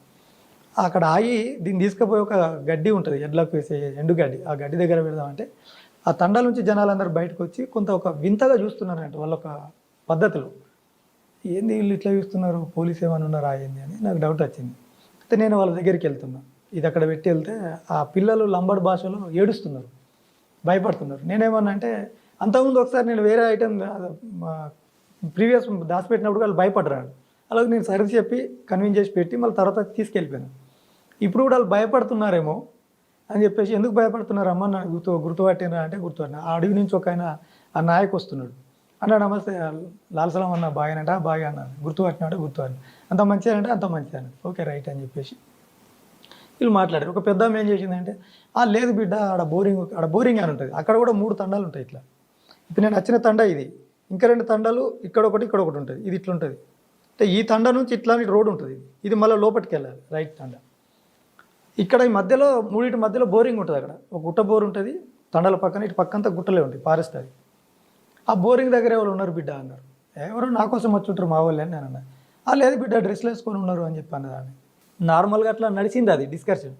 సరే అన్న తర్వాత మళ్ళీ వచ్చి బండి ఎక్కి వెళ్ళిపోయాను. అంటే రాత్రి దెబ్బలు ఎగినాయి ఇట్లా అనేటువంటి విషయం వాళ్ళు చెప్పలేదు నాకు. నైట్ ఎన్కౌంటర్ జరిగింది అక్కడ, ఒక సభ్యుడు చనిపోయాడు మావాడు నైటు 1:30-2 గంటల మధ్యలో. మావాళ్ళు ఇటుపక్క తండ దగ్గర ఉండి అటుపక్క దాటుతున్న సమయంలో ఇదే రోడ్ ఏదైతే మట్టి రోడ్ ఉందో ఈ రోడ్కు వాళ్ళు అంబుజ్ చేసుకున్నారు. 2 పార్టీలు వచ్చినాయి, ఒక పార్టీలో వీళ్ళకు జరిగింది, ఒక ఫ్రంట్ పైలట్ చనిపోయాడు. ఆ విషయం అంతా తెలియదు నాకు. సరే అని చెప్పేసి నేను వెళ్ళిపోతుంటే ఒక రిగ్గు బండి రోడ్డు మీద పెట్టారు, బోర్ బండి. ఆ బోర్ బండి పెట్టిన తర్వాత బోర్ బండి ఉండగా నా బండి వెళ్ళదు 2 వీలర్. అప్పుడు ఈ 2 వీలర్ రోడ్ దించి మళ్ళీ దాని అవతల నుంచి మళ్ళీ రోడ్ ఎక్కాలి. అట్లా ఎక్కిన నేను. డ్రైవింగ్ కూడా ఏదో వస్తుంది, అంత టెక్నిక్ కూడా తెలియదు, ఏదో పోతామంటే పోతాం. అప్పుడు ఎక్కిన తర్వాత ఒక ఒర్రే ఉంటుంది, ఈ వాగులు వర్షాకాలం బారేది, ఇట్లా దిగి ఇట్లా ఎక్కుతుంది అది. ఈ దిగి ఎక్కిన తర్వాత కరెక్ట్ ఎక్కగానే పోలీసు బండి ఆపరాన్ని అడ్డం వచ్చింది నాకు. చూస్తే ఏంటంటే ఒక ప్లటూన్ ఉంటారు వాళ్ళు, 20-25 మెంబర్స్ ఉంటారు వాళ్ళు. ఆ ప్లటూన్లో ఇతను చూసేటప్పటికి టోటల్ సీరియల్గా మొత్తం వాళ్ళందరూ ఉన్నారు. అటు నైట్ ఎక్కడైతే పొజిషన్లో ఉన్నారో వాళ్ళు అదే పొజిషన్లలో అక్కడే ఉన్నారు చూసిన. అప్పుడు నేను డిసైడ్ అయిపోయాను, ఇక ఈ రోజుతో దాదాపుగా ఇకేం లేదు అని చెప్పి అనుకొని, సరే నేను ఒకటే నేర్చుకునే ఏంటంటే ఎంతవరకు వీలైతే అంతవరకు ప్రయత్నించడం అనేది ధర్మం. ఖచ్చితంగా బయటపడవచ్చు, ఏ ఛాన్స్ ఉన్నా బయటపడవచ్చు కదా అనే ఆ నమ్మకం నాకు ఎప్పుడు పనిచేస్తుంది. సరే అని చెప్పి ముందుకు వెళ్ళిన. ఈయన ఆగిపోయింది వెనకాల, ఇంకా ముంగట ఉన్నారు కదా, ఆపరా అని చెప్పిన తర్వాత నేను ముందు ఆపుతా అని చెప్పిన. ఇక్కడ ముంగట ఆపుతా అనుకుంటా మాట్లాడుతూ వెళ్తున్నా. వెళ్ళిన తర్వాత బోరింగ్ దగ్గరికి వెళ్ళేటప్పుడు వాళ్ళు ఇంకా ముందుకున్నారు, ఇంకొక 10-15 మెంబర్స్ ఇంకా నా ముందున్నారు. నేను వాళ్ళందరినీ దాటుకొని పోలేను కదా. ఈ బోరింగ్ దగ్గర రైట్కి ఇంకో పిల్లబాటు ఉంటుంది, ఇటుపక్క తండకు. ఆడికి పోయిన తర్వాత ఇమీడియట్లీ ఈ బండి ఇటు టర్న్ చేసిన, పిల్లబాటు ఉంటుంది. పిల్లబాటుకు టర్న్ చేసిన తర్వాత వీళ్ళు ఆగిపోయారు, నేను వెనక ఉరికొచ్చేట వాళ్ళు ఆగిపోయారు. అమ్మ ఆగిపోయారు కదా అనుకున్నా. వీళ్ళు ఎందుకు ఆగిపోయారు అంటే ఇది బోర్ ఎక్కి దిగుతా తండ ఉంటుంది, తండలో ఇంకో పార్టీ ఉంది, పోలీస్ పార్టీ. అదే ఎన్నికోళ్ళు ఎందుకు ఆగారు నాకు అర్థం కాలేదు. వాళ్ళు వచ్చేసారు. వీళ్ళు ఎంతమంది ఉన్నారని చూసేటప్పటికి నా బండి కంట్రోల్ తప్పి ఆ ఇల్లు గోడకు కొట్టింది. నా వెనకాల ఇంకో అబ్బాయి ఉన్నాడు. ఆ గోడ కొట్టిన తర్వాత లేచిపోయాను నేను. లేచిపోయి ఈ తల అండ్ ఈ భుజం అనేది అవుతుందో గోడకి ఇట్లా రాక్ వెళ్ళిపోయిన తర్వాత అక్కడ పొనుక ఉంటుంది, పొనుక అంటారు మన ఎడ్ల బండ్ల పెండ వగైరా చెరువు కొడుతుంటారు. ఆ పొనుక బోర్లేసి ఉంది కనుక వెదురు బొంగుతో తయారు చేస్తారు. అది ఇట్లా కింది కంగి ఇమ్మీడియట్లీ స్ప్రింగులాగా నేను లేపింది కొత్తది. అది లేపుడుతోటి అప్పటికే ఫైరింగ్ స్టార్ట్ చేసిండు వాళ్ళు ఫైరింగ్ స్టార్ట్ చేసిరు. లేసుడితోటే నేను రన్నింగ్ స్టార్ట్ చేసి ఇమీడియట్ చేయడానికి పెట్టిన. వెనకాల 9mm పిస్టల్ ఉంది అది. అది లుంగి, నైట్ కట్టిన లుంగి. నైట్ కట్టిన తిన్నప్పుడు కొంచెం టైట్గా ఉంటుంది కదా, సెంట్ వస్తుందని కవర్ పెడుతుంది. చెయ్యి పెట్టి ఇట్లా అనే లోపల నేను అది దాటిపోయినా విప్పని జారి కింద పడిపోయింది. అంత ఫాస్ట్ రన్నింగ్. అప్పుడు మళ్ళీ తిరిగి రావడానికి ఛాన్స్ లేదు. వాళ్ళు ఫైరింగ్ చేసుకుంటే వచ్చారు. ఒక 50 meters ఏమో ఉంటుంది. పోయిన తర్వాత ప్రతి 10 meters ఒక 1/2 meter డౌన్ అవుతాను నేను. అంటే వాళ్ళు ఫైరింగ్ చేస్తున్న ఎంట వచ్చారు. ప్రతి 10-15 meters ఒకసారి నేను 1/2 meter డౌన్ అవుతాను. డౌన్ అవడం వల్ల వాళ్ళకు ఇది కాదు. అంటే అక్కడ ఏంటంటే నేను సమీక్ష చేసుకునేది ఏంటంటే వాళ్ళు నిజంగా మిలిటరీ పాటిస్తే నేను పడిపోతాను, కానీ వాళ్ళు పాటించలేదు. వాళ్ళకి ఎందుకో మరి తెలియదు. కానీ మీ వెనుకున్న వ్యక్తి, నా వెనుకున్న వ్యక్తి ఎటు పోయిండు, ఏం జరిగింది అనేది నాకు అసలు ప్రశ్న. అంటే ఉన్నాడు, బట్ ఆయన చెప్పిన స్టోరీ ఏంటంటే నేను పక్క నుంచి పోయి ఆ ఇంటి పక్కన అడిగి ఉంది కదా అలా వచ్చినాను. అంటే పోలీసు వాళ్ళు కూడా ఏమైపోయిందంటే నేను ఉరుకుతున్నా కాబట్టి నా మీద కాన్సన్ట్రేషన్ చేశారు. అంతేనా? ఆయన కోవట్గా మారి మీ ఇన్ఫర్మేషన్ ఇచ్చాడా? అంటే మేబీ అది కూడా చెప్పలేం మరి. నాకు కూడా చాలాసార్లు పాయింట్ కూడా టచ్ అయింది. ఎందుకంటే అక్కడే పడుకున్న వ్యక్తి, తనను పట్టుకోలేరు. ఇవన్నీ కొంచెం స్టోరీ వెరైటీగా ఉంది కదా. ఓకే, అంటే ఆ రోజు మీ ట్రైనింగ్ వల్ల ఒక 1 kilometer నేను వెళ్ళిన. మీరు చేసిన దాడిలో ఉన్నాయండి? మేమా తిరిగి దాడి చేసినటువంటి ప్రయత్నాలు చేసినాము. పోలీసు వాళ్ళు కూడా వచ్చారు మా దగ్గరికి, వెళ్ళిపోయిన 2-3 సార్లు. కానీ ఎప్పుడు వాళ్ళ మీద మేము అటాక్ చేయాలి. అంటే పోలీసుల మీద కాకుండా బస్సులు దగ్ధం చేయడం కానీ, లేదంటే ప్రభుత్వ ఆస్తులు తగలబెట్టడం అటువంటివి ఉన్నాయా? లేదా ఎవరికైనా హెచ్చరికలు ఇవ్వడం? అంటే హెచ్చరికలు చేయడం అనేది జరిగింది. అప్పటికి ఏంటంటే బస్సులు దగ్ధం చేయడం అనేది కంపెనీ పాలసీ మార్చేశారు. ఎందుకంటే వీళ్ళు బస్సు కాలు పెట్టడం వల్ల బస్సు ఛార్జీలు పెంచుతున్నాను, ప్రజల్లో వ్యతిరేకత తీసుకొచ్చి అట్లాంటివి ఉన్నాయి. అవును, కరెక్టే. బస్సులు దగ్ధం చేయడం వల్ల వచ్చే నష్టం ఎవరికంటే? ప్రజలది కదా, ప్రజల సొమ్మే కదా అది. అవును. అప్పట్లో గవర్నమెంట్ కూడా మీరు తగలబెట్టిన ఖాళీ బస్సుల్లో ఒక ర్యాలీగా తీయడం, మా ఊరికి బస్సు ఇవ్వండి అంటూ టికెట్లు పెంచడం, మీ దగ్ధం చేసిన నష్టాన్ని వాళ్ళ ప్రజల మీద భారం పడడం, దీని మీద అప్పుడు పార్టీలో చర్చించుకున్నారా? అంటే నేను వచ్చేటప్పటికే చర్చ జరిగి దాన్ని బ్యాన్ చేసిండ్రు. ఇలాంటి సంఘటనలు చేయకూడదని చెప్పేసి నేను రిక్రూట్ అయ్యేటప్పటికే అది బ్యాన్ అయింది. దాని మీద సమీక్ష అయిపోయి బ్యాన్ చేసిండ్రు. అది అలాంటి ఇన్సిడెంట్లు చేయొద్దు. అంతకుముందు ఏంటంటే టార్గెట్స్ ఎవరన్నా ఉంటే, ఇన్ఫార్మర్స్ కానీ లేకపోతే పోలీసులు టార్గెట్స్ ఉన్న వాళ్ళు ఉంటే పెళ్లిళ్ళ టైంలో పండుగల సందర్భంగా వస్తారు కాబట్టి వాళ్ళ కోసం అక్కడ పట్టుకొని చంపడంగా. సరే, మీరు శిక్షించేవారు ఎవరున్నారా? ఎవరైనా శిక్షించారా మీ ట్రైన్లో? అంటే ఎట్లా అంటే పలానా గ్రామంలో పలానా వ్యక్తి దుర్మార్గుడు ఉన్నాడు, వాడిని తీసుకొచ్చి గ్రామ సభ పెట్టి అందులో అట్లా ఉన్నాయి. అంటే ఆన్ రికార్డు ఉన్నది చెప్పండి, ఆఫ్ ది రికార్డ్ నాకు వద్దు. లేదు, ఇప్పుడు మీరు సరెండర్ అయినప్పుడు ఆ సెక్షన్స్ ఉన్నాయా? అంటే సరెండర్ అయిన దాంట్లో ఏంటంటే మాకు ఇవన్నీ ఏమేమి జరిగింది అనేది వాళ్ళు ఆఫ్ ద రికార్డ్ మాట్లాడారు. సరే, ఆన్ రికార్డ్ చెప్పండి, ఆఫ్ ది రికార్డ్ వద్దు నాకు. వాళ్ళు ఏంటంటే ఇప్పుడు పోలీస్ దగ్గర మేము మాట్లాడినప్పుడు ఏంటంటే ఈ దాని దగ్గర నువ్వు ఉన్నావు కదా, ఈ దగ్గర నువ్వు ఉన్నావు కదా అని. ఇప్పుడు ఒకటి మాట్లాడినారు వాళ్ళు. మేడిపల్లి అనేది కరీంనగర్ హన్మకొండ టు నిజామాబాద్ బాంబాయి రోడ్ ఉంటుంది ఒకటి. ఆ రోడ్డు మీద ఒక హోమ్ గార్డ్ ఉంటాడు. అతను శిక్షించాలనేది పార్టీ ఒక డిసైడ్ చేసింది. దాంట్లో నేను వెళ్ళిన టీం లీడర్గా వెళ్ళినాను, ఇద్దరం వెళ్ళినాం. అక్కడ ఒకటి రోడ్డు మీద, మెయిన్ రోడ్డు మీద సాయంత్రం 4:30-5 గంటలకు ఒక సినిమాలాగా జరిగింది అన్నట్టు. అది సినిమాలాగా ఎట్లా జరిగిందంటే తను ఇటు పక్క కూర్చున్నాడు. మేము యాక్చువల్ ఏంటంటే అక్కడికి వెళ్ళేటప్పుడు మా సభ్యుడు నేను ఇద్దరం వెళ్ళినాం. ఎందుకు అతను శిక్షించాలి? తను ఏంటంటే జనశక్తిలో ఒక డిప్యూటీ కమాండర్ స్థాయిలో పనిచేసిండు. జనశక్తి పార్టీలో పనిచేసి హోంగార్డుగా తీసుకొని ప్రతి సింపదైజర్ను, ప్రతి సానుభూతి పరుణ్ణి పోలీసులకు పట్టియడము, దళం ఎక్కడ వస్తుంది అనేది ఫారెస్ట్లోకి వాళ్ళని తీసుకెళ్ళడం, అంటే పోలీస్ ప్యాట్తో వెళ్ళడం. అప్పుడు వాళ్ళు చేసిన అంటే సహకరించినటువంటి విధానం, వాటర్ ప్లేస్లు ఎక్కడ ఉంటాయని చూపించడం వల్ల దానివల్ల ఇతను ఉంటే బాగుండదు మనకి ఎప్పటికైనా అనేది. అది జనశక్తితో చేయాలి కదా, మీరు ఎందుకు చేశారు?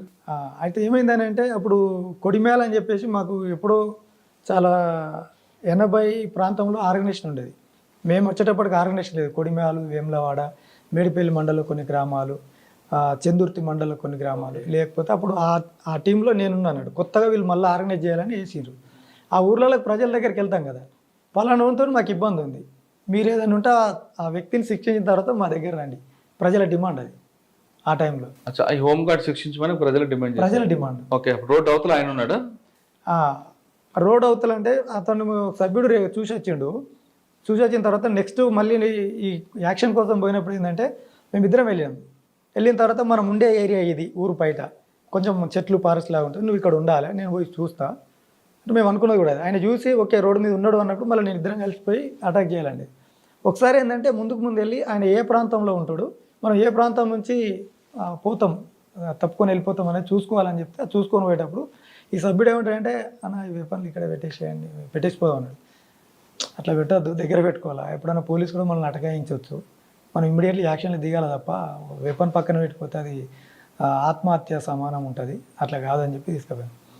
అట్లా వెళ్ళిన తర్వాత అక్కడికి వెళ్ళినాము, ఒక టీ తాగినాం. అక్కడ ఇద్దరు పోలీసు వాళ్ళు కూడా, వాళ్ళు సివిలియన్స్ వచ్చి వాళ్ళు కూడా టీ తాగారు అదే హోటల్లో. వాళ్ళు టీ తాగారు, మేము టీ తాగాను, అట్లా నడుచుకుంటూ వెళ్ళిపోయాను. అక్కడికి వెళ్ళేప్పటికీ ఆయన రోడ్డు కవతల పక్కన, ఇప్పుడు ఊర్లలో ఏం చేస్తారంటే టీ పాయింట్లు ఉంటాయి కదా, ఆ టీ పాయింట్ మీద చిన్న చెక్కలు వేస్తారు ఇట్లా, ఒక కట్టె బాతి దాని మీద కూర్చోడానికి. ఇక్కడ కూర్చున్నాడు ఆయన, మీరు కూర్చున్న దానికి ఆ వెనక పక్కల ఆయన కూర్చున్నాడు, ఈ దగ్గర మేము కూర్చున్నాం వెనకాల, ఆయన వెనకాల. ఇటుపక్క హోటల్, ఇటుపక్క రోడ్డు, దాని వెనకాల స్కూల్ ఉంటుంది. అక్కడ మేము అటాక్ చేయడం జరిగింది అన్నట్టు రోడ్డు మీద. పోలీసులు చూసారా? పోలీసు ఇక్కడ ఉన్న వాళ్ళు, మాకు తర్వాత తెలిసింది ఏంటంటే ఇక్కడ ఉన్న వాళ్ళు పోలీస్ స్టేషన్ 1 కిలోమీటర్ ఉంటుంది. వాళ్ళు అంటే సాయుధంగా లేరు కాబట్టి వాళ్ళు కూడా స్టేషన్కి వెళ్ళి మళ్ళీ వాళ్ళు రావడానికి 1 అవర్ టైం తీసుకున్నది. ఈ లోపల మేము వెళ్ళిపోయినాం, తను చనిపోయింది అని. అంటే ఆ దాడిలో ఆయన చనిపోయారు అక్కడ? ఆ దాడిలో ఆయన చనిపోయాడు. ఇలాంటివి చాలా. తర్వాత మరి సమీక్ష జరుపుకున్నారా? తప్పు చేసామన్న బాధ ఏం పడలేదా? దాని మీద అయితే మేము తప్పు చేసినాం అనేది ఏం లేదు, ప్రజల డిమాండ్ను మనం నెరవేర్చినాం అనేది వచ్చింది తప్ప. కానీ అంటే అప్పుడు మీ ఇన్ఫార్మల్లో అంటూ పోలీస్ ఇన్ఫార్మల్ మీరు చంపుతారు, మీ ఇన్ఫార్మల్ అంటే పోలీసులు చంపడం మధ్యన కొంతమంది గ్రామీణ ప్రాంత ప్రజలు చాలా మంది ఇబ్బంది పడ్డారు కదా. చనిపోయాడు. మీకు అన్నం పెట్టేవని పోలీసులేమో గ్రామాల వాళ్ళ ఆదివాసీలు కానీ గిరిజనులు కానీ కొట్టేవారు, మీకు అన్నం పెట్టకపోతే మీరు కొట్టేవారు. చాలా మంది అప్పుడు అన్నం అంటే అన్నం పెట్టకపోతే మేము ఎవరిని కొట్టలేదు. కొన్ని గ్రామాల్లో అన్నం పెట్టాలని పెట్టకపోతే డిమాండ్ చేసేవారు. అదైతే మా చరిత్రలో నేనున్నది ఈ రోజులు అది జరగలేదు మా పార్టీలో, దానికి మనం ఒప్పుకోవచ్చు. రెండవది ఏంటంటే మేము ఎటే టైంలో అటాక్ చేయం, ఒక 3-4 పద్ధతులు ఉంటాయి. ఒకసారి ఫస్ట్ ఇన్ఫర్మేషన్ తెలిసినప్పుడు కుటుంబ సభ్యుల మధ్యన కూర్చోబెట్టి మాట్లాడేది. అమ్మ మీ కొడుకు లేదా అమ్మ మీ భర్త ఇలా చేస్తున్నాడు, నువ్వు చేస్తున్నావు ఇవి అని మాట్లాడి, ఇలా చేస్తున్నాడు వద్దు మాల్కోండి, మీ బతుకులు మీరు బతకండి, మేమేదో ప్రజల కోసమే కదా, మేము మీకేం శత్రువులు కాదు, మీరు మాకు శత్రువులు కాదు, ఇలాంటివి చేయొద్దని చెప్పేది. అప్పుడు వినకపోతే గట్టి ఒకసారి బహిరంగంగా హెచ్చరించేది. ఆ ఊర్లో ఏదైనా కార్యక్రమం మీటింగ్ పెట్టినాము, అప్పుడు వినకపోతే పోస్టర్ల ద్వారా హెచ్చరించేది. అప్పుడు వినకపోతే కొట్టే కార్యక్రమం పెట్టేది.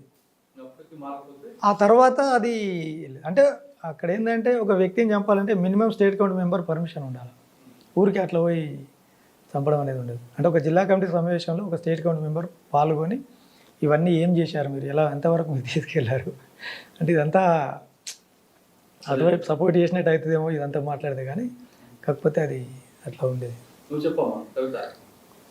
అడవిలోని ప్రయాణం ఎలా కొనసాగింది, ఆయనతో ప్రేమ ఎలా స్టార్ట్ అయింది?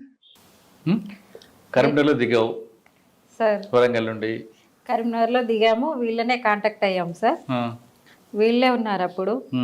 ఈ ఏరియాకి వచ్చిన తర్వాత అంటే అక్కడ మీకు బాగా డిప్రెషన్ సార్, అక్కడికి ఇక్కడికి డిఫరెంట్ బాగుంది.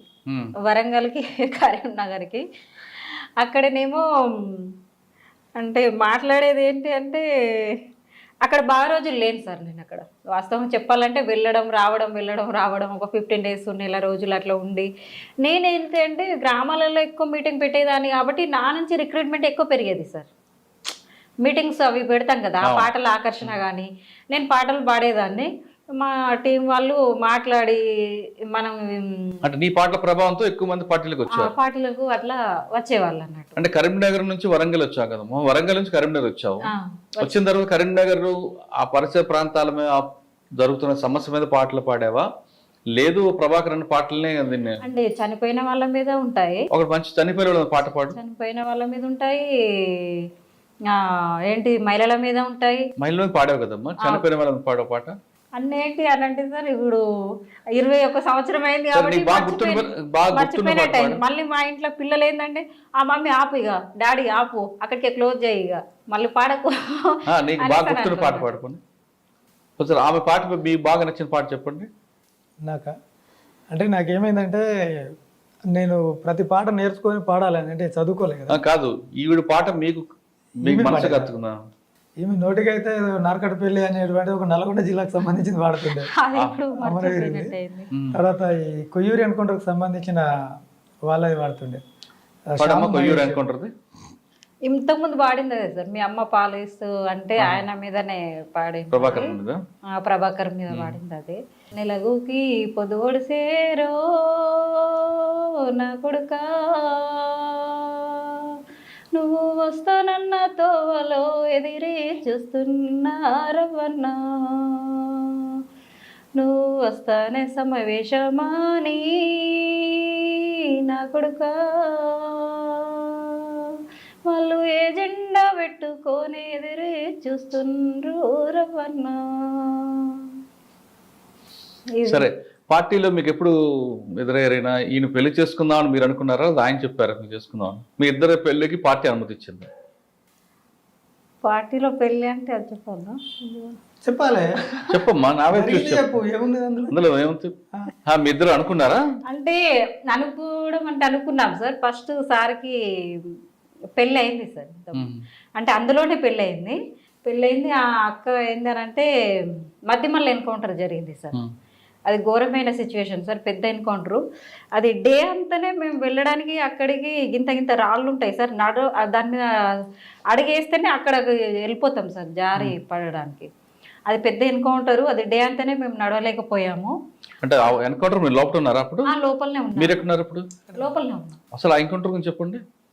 అది 2000 అంటే మధురభార్య అక్క, ఏం పేరు అక్క పేరు? ఆమె పేరు రజిత, బండి సంధ్య అని చెప్పి రజిత. ఇక్కడ వంగర దగ్గర వంగర ఆమ్లెట్ ఉండే అప్పుడు రంగాయపల్లి అని ఆ విలేజ్. ఎలా జరిగింది ఎన్కౌంటర్? అంటే ఆవిడకి మీరు ముందు పెళ్లి చేసుకుంటా అని చెప్పారు, పెళ్లి చేసుకున్నారు? ఆమె అక్కడి నుంచి వచ్చింది. అప్పటికి 2000 సంవత్సరం మార్చిలో పెళ్ళి అయింది. 2000 సంవత్సరంలోనే సెప్టెంబర్ 24 ఉదయం ఎన్కౌంటర్ జరిగింది. ఎక్కడ? ఈ మధ్యమల సిరిసిల్ల ఎల్లారెడ్డిపేట మండలం. ఒకసారి చెప్పండి, మీరు ఇద్దరు కలిసి ఉన్నారు అప్పుడు బయట? మేము క్యాంపులో ఉన్నాం. అక్కడ ఏంటంటే డిస్టిక్ ఈ వెస్ట్ డివిజన్కి సంబంధించిన మొదటి కాన్ఫరెన్స్ జరుగుతుంది, జిల్లా కాన్ఫరెన్స్. 5 సంవత్సరాలకు ఒకసారి కాన్ఫరెన్స్ జరుగుతుంది. మధ్యలో అవసరమైతే ప్లీనర్ జరుపుతారు, అవును, ఒక 2 సంవత్సరాల తర్వాత ఏమన్నా అవి దానికి సంబంధించి. ఆ కాన్ఫరెన్స్ సందర్భంగా మేము అక్కడ ఉన్నాం అన్నట్టు. ఉంటే నైటు ఆ ముందు రోజు ఏమైందంటే నేనేం చేయనంటే కొంచెం పార్టీలో ఉన్నది ఏంటంటే మిలిటరీలో కొంచెం స్ట్రాంగ్ అని, అంటే పోలీసు వచ్చిన నిలబడి ఎదుర్కొనే దాంట్లో కావచ్చు. అప్పుడు ఏం చేసిందంటే సెంట్రల్ కమిటీ సభ్యులు ఉన్నారు ఇద్దరు, లేదు ఒక సెంట్రల్ కమిటీ సభ్యుడు, 2 రాష్ట్ర కమిటీ సభ్యులు ఉన్నారు. పసుల రామిరెడ్డి అని కొరుట్ల వాసి, ఆయన వినోద్ పేరుతో అక్కడ ఎన్కౌంటర్ అయిన, ఆ రోజు చనిపోయింది అక్కడ. ఆయన స్టేట్ కమిటీ సభ్యుడు. అప్పుడు ఆ కాన్ఫరెన్స్ జరుగుతుంది. ఫస్ట్ రోజు స్టార్ట్ అయింది. సెకండ్ రోజు నైట్ 8 గంటలకు టార్చెస్ వచ్చినాయి అన్నట్టు నైట్లో. మేమేం చేస్తామంటే వర్షాకాలం కాబట్టి అడవి చాలా బాగా తిక్కుగా ఉంటుంది ఆ ఏరియాలో. పైన కొమ్మలేసి గుడిసెలాగా పెట్టేసి దానిపైన కవర్ వేసి పెట్టుకొని దాంట్లో జరుపుతున్నాం. పెట్రోమాక్స్ లైట్లు పెట్టుకొని చేస్తున్నాం. లైట్లు వచ్చిన తర్వాత అన్నీ ఆపేసి ఒకసారి వెళ్ళి తిరిగి చూసినాం. ఎంత తిరిగినా అదంతా ఉపయోగం ఏమి ఉండదు. సరే ఏదో తృప్తి కోసం, మానసిక తృప్తి కోసం పోయి తిరిగితే ఏం లేదని వచ్చి మళ్ళీ చుట్టూ బెడ్షీట్లు వేయడం స్టార్ట్ చేసినాం. సరే అందరం పడుకున్నాం. నేనేంటంటే మెయిన్ అక్కడ సెక్షన్లు ఉంటాయి, A section, B section, C section. A section ముందుగా ఉంటుంది, సి సెక్షన్ బ్యాక్లో ఉంటుంది. బి సెక్షన్లో ఏంటంటే నాయకత్వం ఉంటుంది. అప్పుడు కొంతమందిని స్ట్రాంగ్ ఉన్న వాళ్ళని అందులో పెట్టేదన్నట్టు, నాయకత్వం సేఫ్గా తీసుకెళ్ళాలని జరుగుతాయని.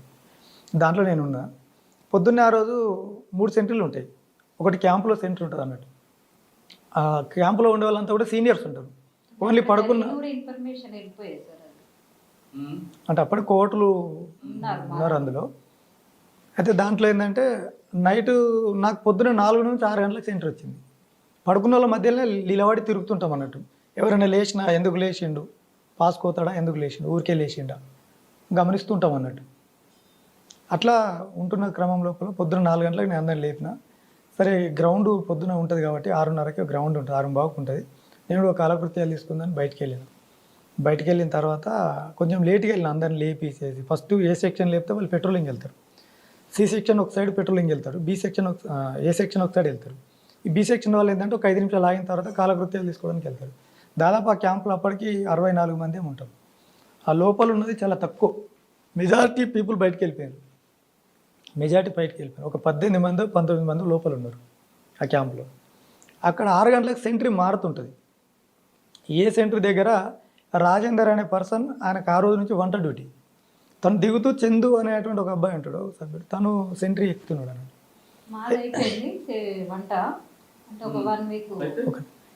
ఆ టైంలో ఏమైందంటే తను చందు అనే అంటే ఆ సభ్యుడు ఏంటంటే కొన్నిసార్లు కామెడీ చేస్తుంటాడు.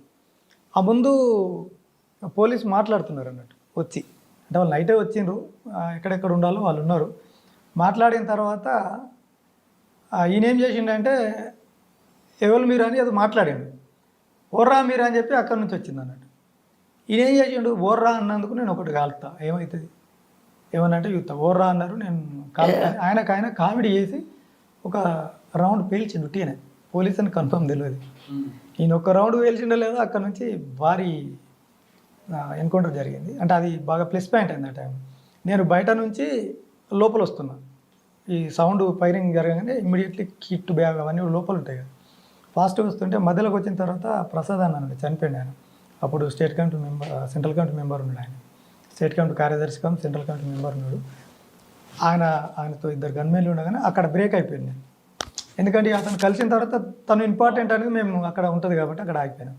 అయిపోయిన తర్వాత అర్జున్ ఏం జరుగుతుందన్న, ఏం లేదన్నా పోలీస్ పార్టీ వచ్చింది కదా ఎన్కౌంటర్ జరుగుతుందన్న, ఎట్లా మరి ఏం చేద్దామన్నాడు. చూద్దాం మరి లోపలికైతే పోదామని చెప్పేసి నేను కొంచెం ముందుకు వెళ్ళేటప్పటికి ఇంకెనక నుంచి ఇంకో ఇద్దరు వస్తాను. సోమన్ అని చిట్టిరాజు పాప ఆయన కూడా చనిపోయాడు. ఆయన గన్మెన్ వాళ్ళిద్దరు వస్తారు. అంటే దీనికి ముందు ఒక ఇద్దరు సభ్యులు అప్పుడు వాళ్ళు బయటకు వెళ్తున్నారు అన్నట్టు, నేను లోపలికి వచ్చేటప్పుడు వాళ్ళని ఏం చేసినంటే ఫైరింగ్ వస్తుంది మీరు ఎటు లేదు రండి అని చెప్పి వాళ్ళని నాతో పట్టుకొని వచ్చిన. వాళ్ళిద్దరు వీళ్ళు ముగ్గురు, అదంతా 6 అయినాం. సోమన్న ప్లస్ వాళ్ళ గన్మెన్ వాళ్ళిద్దరు వస్తాను. సౌండ్ రాగానే ముందరికి అనగానే నేను సోమన్న అనగానే ఓకే రైట్ మాట ఏర్పడేసి వచ్చేసింది. వచ్చిన తర్వాత ఏం చేద్దామంటే మనం ఫైరింగ్ చేయాల్సిందే, కానీ ఇటు చేయాలో అర్థం కాదు. అరెస్ట్ మన వాళ్ళు ఎక్కడ ఉన్నారు వాళ్ళు ఎక్కడ ఉన్నారు ఎటు అటాక్ చేయాలో అర్థం కాదు. ఇట్లా బీసెంట్రీ బంకర్ నుంచి ఒక అతను ఉంటాడు ఇంకోసారి, అతను ఆ బీసెంట్రీ నుంచి దుంకి రన్నింగ్ చేస్తూ వస్తున్నాడు. ఇక్కడ నుంచి సౌండ్ వస్తుందని ఇటు ముందు కొరికింది. మళ్ళీ ఒక చెట్టు ఉంటుంది దాన్ని దాటుకుంటే అనగానే నేనే అని చెప్పి ఆయన మాట ఏర్పాటు చేసుకుని ఒక రైట్ రా అని చెప్పింది. మేము 9 మంది అయినా. ఏం జరిగిందంటే బీసెంట్రీ పోస్ట్ బంకర్ మొత్తం ఆక్యుపై చేసుకున్నారు పోలీసు. నేను అక్కడ నుంచి వచ్చేసిన, ఎవరు లేరు ఇక్కడ మన ఏరియాలో అంటే అప్పుడు డిసైడ్ చేసుకొని మేము ఫైరింగ్ చేయడం జరిగింది. దాదాపు అది ఒక 55 నిమిషాలు కొనసాగింది. అంటే వాళ్ళు మేము ఇక్కడ ఉన్నాము, ఈ పార్టీ ఏంటంటే ఇటువైపు నుంచి ఒకటి అటువైపు నుంచి ఒకటి, అది ఎన్సర్కిల్మెంట్ అంటారు వాళ్ళు, ఎన్సర్కిల్మెంట్లో వాళ్ళు ఉన్నారు. వాళ్ళు ఇట్లా వస్తుంటే మేము మళ్ళీ ఇటు వెళ్ళిపోయి ఇటు అడ్డం తిరిగి కొట్టండి, వాళ్ళు ఇంకా అటు నుంచి వస్తే ఇట్లా వెళ్ళిపోయాడు. కొద్ది దూరం ఒక దాదాపు 50 నిమిషాలు అయింది. దాని తర్వాత మేము చూసుకుంటే కొంత దూరం వెళ్ళిపోయినాం, దాదాపు ఒక 200-300 మీటర్లు 400 మీటర్లు పోయినాం. ఈ ప్రసాదన కనిపించట్లేదు నాకు, ఏడి మనిషి ఎటు పోయిండు అని చెప్పి చూస్తే వాళ్ళ గన్మెన్లు ముందరికి వెళ్ళిపోయారు, వీళ్ళంతా మిగతా వాళ్ళంతా ముందుకు వెళ్ళిపోయారు. ఏడి మనిషి అని చెప్పేవారు ఒక 150 మీటర్లు ముందుకు వెళ్ళిపోయాను. మళ్ళీ ఇక్కడ దాకా వచ్చి అటు ఉరికిండు ఆయన, ముందుకు వెళ్ళిపోయాడు, మళ్ళీ రివర్స్ అయ్యండి. అరే మనిషి ఏడని చెప్పాడు ఆడపోయినాడు, అరే అటు ఇటు పోయింది ఇట్లా పోయిండు అని చెప్పేసి నేను ఫాస్ట్గా ఒక్కనే మళ్ళీ ఆయన దగ్గరికి రన్నింగ్లో వెళ్ళిపోయాను. ఏమన్నా ఇటు వచ్చినావు అని చెప్పి నేను ఇటు ఎందుకు వచ్చినానంటే లేదు అర్జున్ వీళ్ళు ఒక్కళ్ళు ఇచ్చిపెట్టదు, మొత్తం మందిని మనం వేసి పడేయాలి, వదిలిపెట్టద్దు, వీళ్ళు మనం వెంట పడుతున్నారు, వీళ్ళని ఇలా తరిమి కొట్టాలని చెప్పేసి ఆయన ఒక ఇప్ప సెట్ ఉంటుంది, మంచి ఇప్ప సెట్ దగ్గర నిలబడి ఉన్నాడు. నేను పోయి తన దగ్గర ఉన్నాను. అట్లెట్లా సాధ్యమవుతుంది అన్న, అది ఎట్లా అవుతుంది, మనం ఇది కాదు కదా చలో మనం వెళ్ళాలంటే నువ్వు ఆగు అన్నాడు. వాళ్ళు ఎంత దూరం అంటే 35-50 మీటర్ బిలో ఉన్నారు పోలీస్ పార్టీ. వాళ్ళు మాట్లాడుతున్నారు, ఎవరే మీరు అన్నారు. మీరెవరే అని అంటే వాళ్ళు రివర్స్ అడిగారు, మీరెవరో చెప్పురు అని అడిగితే డిస్కషన్ జరిగేది. ఈయన పీపుల్స్ ఆర్ అని చెప్పింది, వాళ్ళు ఫైరింగ్ చాలు చేశారు. అక్కడ ఆ చెట్టు దగ్గర ఉండి ఇద్దరం ఫైరింగ్ చేసినవాడు. ఆయన ఒక మ్యాగజిన్ కొట్టేసాడు, అంటే 30 బుల్లెట్స్ AK-47 కొట్టేది. నా దగ్గర ఆ టైంలో 303 ఉండే. నేను ఒక 14 రౌండ్స్ కొట్టేసిన టకాటక కొట్టేసి, అప్పటికి ఇట్లా వస్తున్నాం కదా, వాళ్ళు మళ్ళీ వచ్చారంటే మేము ఇక్కడ జోన్లో పడతాం అన్న వద్దు ఇక్కడ అని చెప్పేసి ఆయన ఒక మ్యాగజిన్ తీసి కింద పడేసింది. ఇమీడియట్లా మ్యాగజిన్ తీసుకొని జేబులో పెట్టుకోండి. అదేంటంటే స్టక్ అయింది బుల్లెట్, అయిపోయినాయి అనుకుని తీసి కింద పడేసి ఇంకోటి పెట్టుకొని కొట్టిండు. నేను దాన్ని తీసుకొని జేబులో పెట్టుకొని అన్న పోదాం అని చెప్పేసి లేదనంటే లేదు నువ్వు అవన్నీ కుదిరే నువ్వు నడతావు లేదని చెప్పి చేయబట్టి ఒక 2-3 మీటర్లు గట్టిగా గుంజుకొచ్చేది. వదులు అర్జున్ మనం పెట్టుకోవాలి, లేదు నువ్వు నడు వస్తావని సంగతి ఏంటన్నట్టు. అంటే అట్లా మాకు ఆ సత్తా ఉంటుంది ఆ టైంలో, నాయకత్వాన్ని ముందుగా తర్వాత వచ్చింది. అప్పటికి వీళ్ళ గవర్నమెంట్స్ వాళ్ళు అప్పటికి కొద్దిగా మళ్ళీ మా దగ్గరికి వచ్చారు. అయితే వీళ్ళు ఏం చేసిండ్రనంటే ఆమె అప్పుడు కొంచెం జ్వరంతో ఉన్నది, ఆమె బీ టీంలోనే ఉంటుంది కానీ పడుకున్న ప్లేసు వేరే దగ్గర ఉన్నది. ఆమె జ్వరంతో ఉన్నది, లేచింది. క్యాంపులో ఉన్న వాళ్ళు కొంతమంది ఏంటంటే వంట డ్యూటీ కోసం కొంతమంది, రవి ప్లస్ వసంత కదా, రవి ప్లస్ వసంత, రజిత అండ్ వినోద్, ఇంకొకరు ఎవరు సోమన్ పెళ్ళి ఒక అబ్బాయి ఉంటారు, వాళ్ళు ఉంటారు అన్నట్టు. ఈ 5గురు వాళ్ళు ఎక్కడెక్కడ ఉన్నారనేది మనకు తెలియదు. ఇక ఆమె ఏం చేసిందంటే వేరే ఆమె చూసింది, ఆమెను పిలవలేదు. ఎందుకు పిలవలేదు అనేది మనకు తెలియదు. ఆమె పిలిస్తే ఇటు వచ్చేది, ఆమె లేచి డైరెక్ట్ పోలీసు పార్టీ దిక్కి వెళ్ళిపోయింది అన్నట్టు. అంటే బయటపడ్డామే చెప్పింది మనకు. ఆమె నేను పిలుస్తున్నా రాలేదని చెప్పింది, కానీ ఆమెకి వినబడితే ఎందుకు రాదు, అటు వెళ్ళిపోయింది. ఆమె అట్లా పడిపోయింది. ఇంకా ఈ పసుల రామరెడ్డి స్టేట్ కౌంట్ మెంబర్ ఏమో అటు మళ్ళీ కాలకృత్యాలకు రిటర్న్ వచ్చేటప్పుడు ఇటు ఏదైతే పార్టీ ఉందో ఆయన పిలుస్తూ వస్తుండే, ప్రసాద్ నేను వినోదం వస్తున్నా అంటే వాళ్ళు నేను ప్రసాద్ ఉన్న ఇట్రా అని వాళ్ళ దగ్గరికి పిలిచాను. ఉరికిన సందర్భాలు అనేటువంటివి చాలా తక్కువ ఉంటాయి. ఎందుకంటే మనం కొద్ది దూరం ఇప్పుడు ఏమవుతుందంటే ఆ కిల్లింగ్ జోన్ అంటారు దాన్ని. ఆ కిల్లింగ్ జోన్ దాటేంత వరకు మనం బెండింగ్లో వెళ్ళాలా లేదంటే పడుకొని క్రావలింగ్లో వెళ్ళాలా ఏంటి అనేది చూసుకున్నా. కిల్లింగ్ జోన్ దాటిన తర్వాత ఎప్పుడైతే జోన్ దాటుతామో ఫైరింగ్ ఆపేస్తాం. కిల్లింగ్ జోన్ అనేటువంటిది 50 to 100 మీటర్ బిలో ఉంటుంది. అది మేము బయటికి వెళ్ళిన తర్వాత ఫారెస్ట్లో కనిపించాం కదా, అలా కనిపించాం. మేము కనిపిస్తే ఫైరింగ్ చేస్తాం. మేము వాళ్ళకి కనిపిస్తున్నాం, వాళ్ళు మాకు కనిపిస్తే ఫైరింగ్ చేస్తాం. ఎప్పుడైతే మనం కనిపించకుండా అవుతామో జస్ట్ పక్క జరిగిన తర్వాత మెల్ల నడుచుకుంటూ వెళ్ళిపోతాం చూసుకుంటూ. ఆదరబాదరగా ఉరికితే ముంగట పార్టీ ఉంటే అక్కడ పడిపోతారు అంతా. ఖచ్చితంగా ఒక ప్రశాంతంగా ఆలోచిస్తూ పరిశీలించుకుంటూ వెళ్ళిపోవాల్సిందే. అది చీకట్లో అయినా డేలో అయినా ఏదైనా సరే. నిజం చెప్పాలి సార్, చాలా పార్టీ అని అంటే ఈయన ఆధ్వర్యంలో ఒక 15 టీములు 15 ఫైరింగ్లలో అయితే సేఫ్టీ అయిన టీములు చాలామంది ఉన్నారు సార్. మన బయటకు వచ్చినాక కూడా పోలీసులు అర్జున్ అని అంటే ఎంత ఎత్తో ఎంత హైటో పర్సనాలిటీ ఎలా ఉంటుందో అనేసి అనుకునే వాళ్ళము. అసలు నిన్ను పట్టి పిసుకుతే పిట్ట పిల్లంతా కూడా లేదు, నువ్వు మాకు హడల్ అంటే నీ పేరింటనే మేము ఒక షాకింగ్గా ఫీల్ అయ్యే వాళ్ళము అనేసి మేము బయటకు వచ్చినాక చాలా టెన్షన్గా వాళ్ళు ఇట్లా హ్యాండ్ వేయడానికి కూడా సేక్ అయ్యారు. ఎన్కౌంటర్లో చనిపోయింది అక్క. నాకంత ఫీలింగ్ లేకుండే. వాళ్ళ పెళ్ళిలో నేను డ్యాన్స్ చేశాను, నేను పాట పాడుకుంటా వీళ్ళ పెళ్ళిలో. అప్పుడే కొత్తగా వచ్చాను నేను. అప్పటికి 1 month అవుతుంది కావచ్చు. 1 month అయిన తర్వాత వీళ్ళ పెళ్ళి అయింది. వీళ్ళ పెళ్ళిలో నేను డ్యాన్స్ చేసేదాన్ని, నేను ఈయన చేసుకుంటా అనేసి కూడా అనుకోలే. అప్పటికి 1 year అవుతుంది కావచ్చు. ఇక పార్టీ అడుగుతారు కదా సార్, వచ్చిన వాళ్ళని కొంచెం ఏజ్ అంటే నాకు 18 సంవత్సరాలు పడ్డాయి అప్పటికే. పార్టీ సభ్యత్వం ఇస్తారన్నట్టు. ఇచ్చిన తర్వాత అట్లా ఇక కొనసాగే కార్యక్రమంలో అడిగిండ్రు అన్నట్టు, ఎవరు ఇట్లా ఇష్టం అనేది అడుగుతారు. ఇట్లా ప్రేమించుకోవడం చేయడం అనేది ఏముండదు అక్కడ. అందులో పార్టీ అంటే పార్టీ, అక్క అంటే అక్కనే, అన్న అంటే అన్ననే, అట్లా ఉంటుంది అన్నట్టు. ఆ సిద్ధాంతం పీపుల్స్ పవర్ సిద్ధాంతమే అట్లా ఉంటుంది. అట్లా అడిగారు. అడిగిన తర్వాత మరి ఎవరంటే ఇష్టం అనేది ఇట్లా అడుగుతారు సార్. అడిగిన తర్వాత పలానా వ్యక్తి చేసుకుంటానంటే ఆ వ్యక్తిని కూడా అడిగితే ఇష్టమని అంటేనే నచ్చితేనే చేసుకుంటారు, లేకుంటే లేదు. బలవంతం అనేది ఏముండదు. సరే అతను అక్కడి నుంచి కూడా అడుగుతారు, ఓకే ఇష్టమే అనేసి అని అంటే అప్పుడు చేస్తారు. అట్లుంటుంది. అనగానే చేయడం కాదు, కొంచెం టైం కూడా ఇస్తారు ఇద్దరికి. ఒక 1 year కంపల్సరీగా మినిమంగా 1 year అన్నా ఉండాలి. 1 year దాటింది. నాకు వెంటనే చేసుకోవాలని ఏమి అనిపించలేదు. అంటే ఆ సందర్భంగా ఏమైందంటే ఈమె ఇష్టపడుతుందని చెప్పి వాళ్ళు ప్రపోజల్ వచ్చిన తర్వాత నేను అక్కడ కొంచెం ఆలోచించినానంటే, సరే మళ్ళీ ఏదో సందర్భం ఇప్పుడు పార్టీలో కూడా మనం పనులు చేస్తుంటాం అని నేను కొంచెం యాక్టివ్గా ఉండేది ప్రతి విషయంలో. అంతేనా? ఆవిడ పాట మీకు కదిలించిందా? పాట అని కాదు, అంటే ఆమె చెప్పిన తర్వాత నేను కొంచెం ఆలోచించుకునే టైం కూడా తీసుకున్నా. ఒక 15 రోజులు 4 రోజులు అలా టైం తీసుకొని ప్రతిపాదించినప్పుడు మనము ఇష్టపడ్డ వాళ్ళు కాకుండా మనలో ఇష్టపడ్డ వాళ్ళు నువ్వు చేసుకోవడంలో జీవితం బాగుంటుందని నేను అక్కడ విన్నా. ఒకసారి పద్మక మాట్లాడుతున్న సందర్భంగా విన్నానట్టు. అట్లా దానివల్ల నేను ఓకే చెప్పిన తర్వాత మళ్ళీ ఒక 6 నెలలకి అట్లా పెళ్లి చేసుకున్నారు. ఎక్కడ చేసుకున్నారు? అక్కడే అడవిలో. సరే, పెళ్ళైన తర్వాత మీ ఇద్దరు ఒక క్యాంపులో ఉన్నారా? క్యాంపులు వేరు వేరు ఉండేవా? వేరు క్యాంపులో. ఎంతకాలం ఉన్నారండి పెళ్ళైన తర్వాత ఇద్దరు కలిపి? ఇద్దరం కలిసి 1 week ఉన్న తర్వాత వెళ్ళిపోయాడు సార్. వేరే వెళ్ళిపోయాడు. కాదమ్మా, పార్టీలో ఎంతకాలం ఉన్నారు? పార్టీలోనా సెప్టెంబర్ 20, 2001 అంటే ఒక 1 year. మీ ఆపరేషన్ ఏంటి? మీ ఆపరేషన్ ఏంటి అప్పుడు? అంటే ప్రమోషన్. ఆపరేషన్ ఏం చేసేవారు అక్కడ? పార్టీలో ఏం చేసేవారు? పార్టీలో అప్పుడు మేము ఇద్దరం ఉన్నప్పుడు ఏంటంటే మాకు ఈ సాంస్కృతిక సాయుధ జననాట్య మండలిని ఏర్పాటు చేశారు. దాంట్లో మేము ఇద్దరం ఉండేది. ఈ పాటలు వాడే దాంట్లో ఉండేది, కానీ దాంట్లో కంటే ఎక్కువ వేరే అపెన్స్ కోసం ఎక్కువ వాడేది. ఏది చేశారు? ఇప్పుడు ఏదైతే ఈ మిలిటరీ దాడులు ఉంటాయో మిలిటరీలో ఆపరేషన్ ఒకటి చెప్పండి అన్న. ఏం లేదు, ఇప్పుడు వీళ్ళు ఇప్పుడు కోరుట్ల దగ్గర ఒక సిఐ లాంటి ఒక ఆఫీసర్ను అట్లా చేయాలని అప్పుడు పార్టీ వాళ్ళు అనుకున్నారు.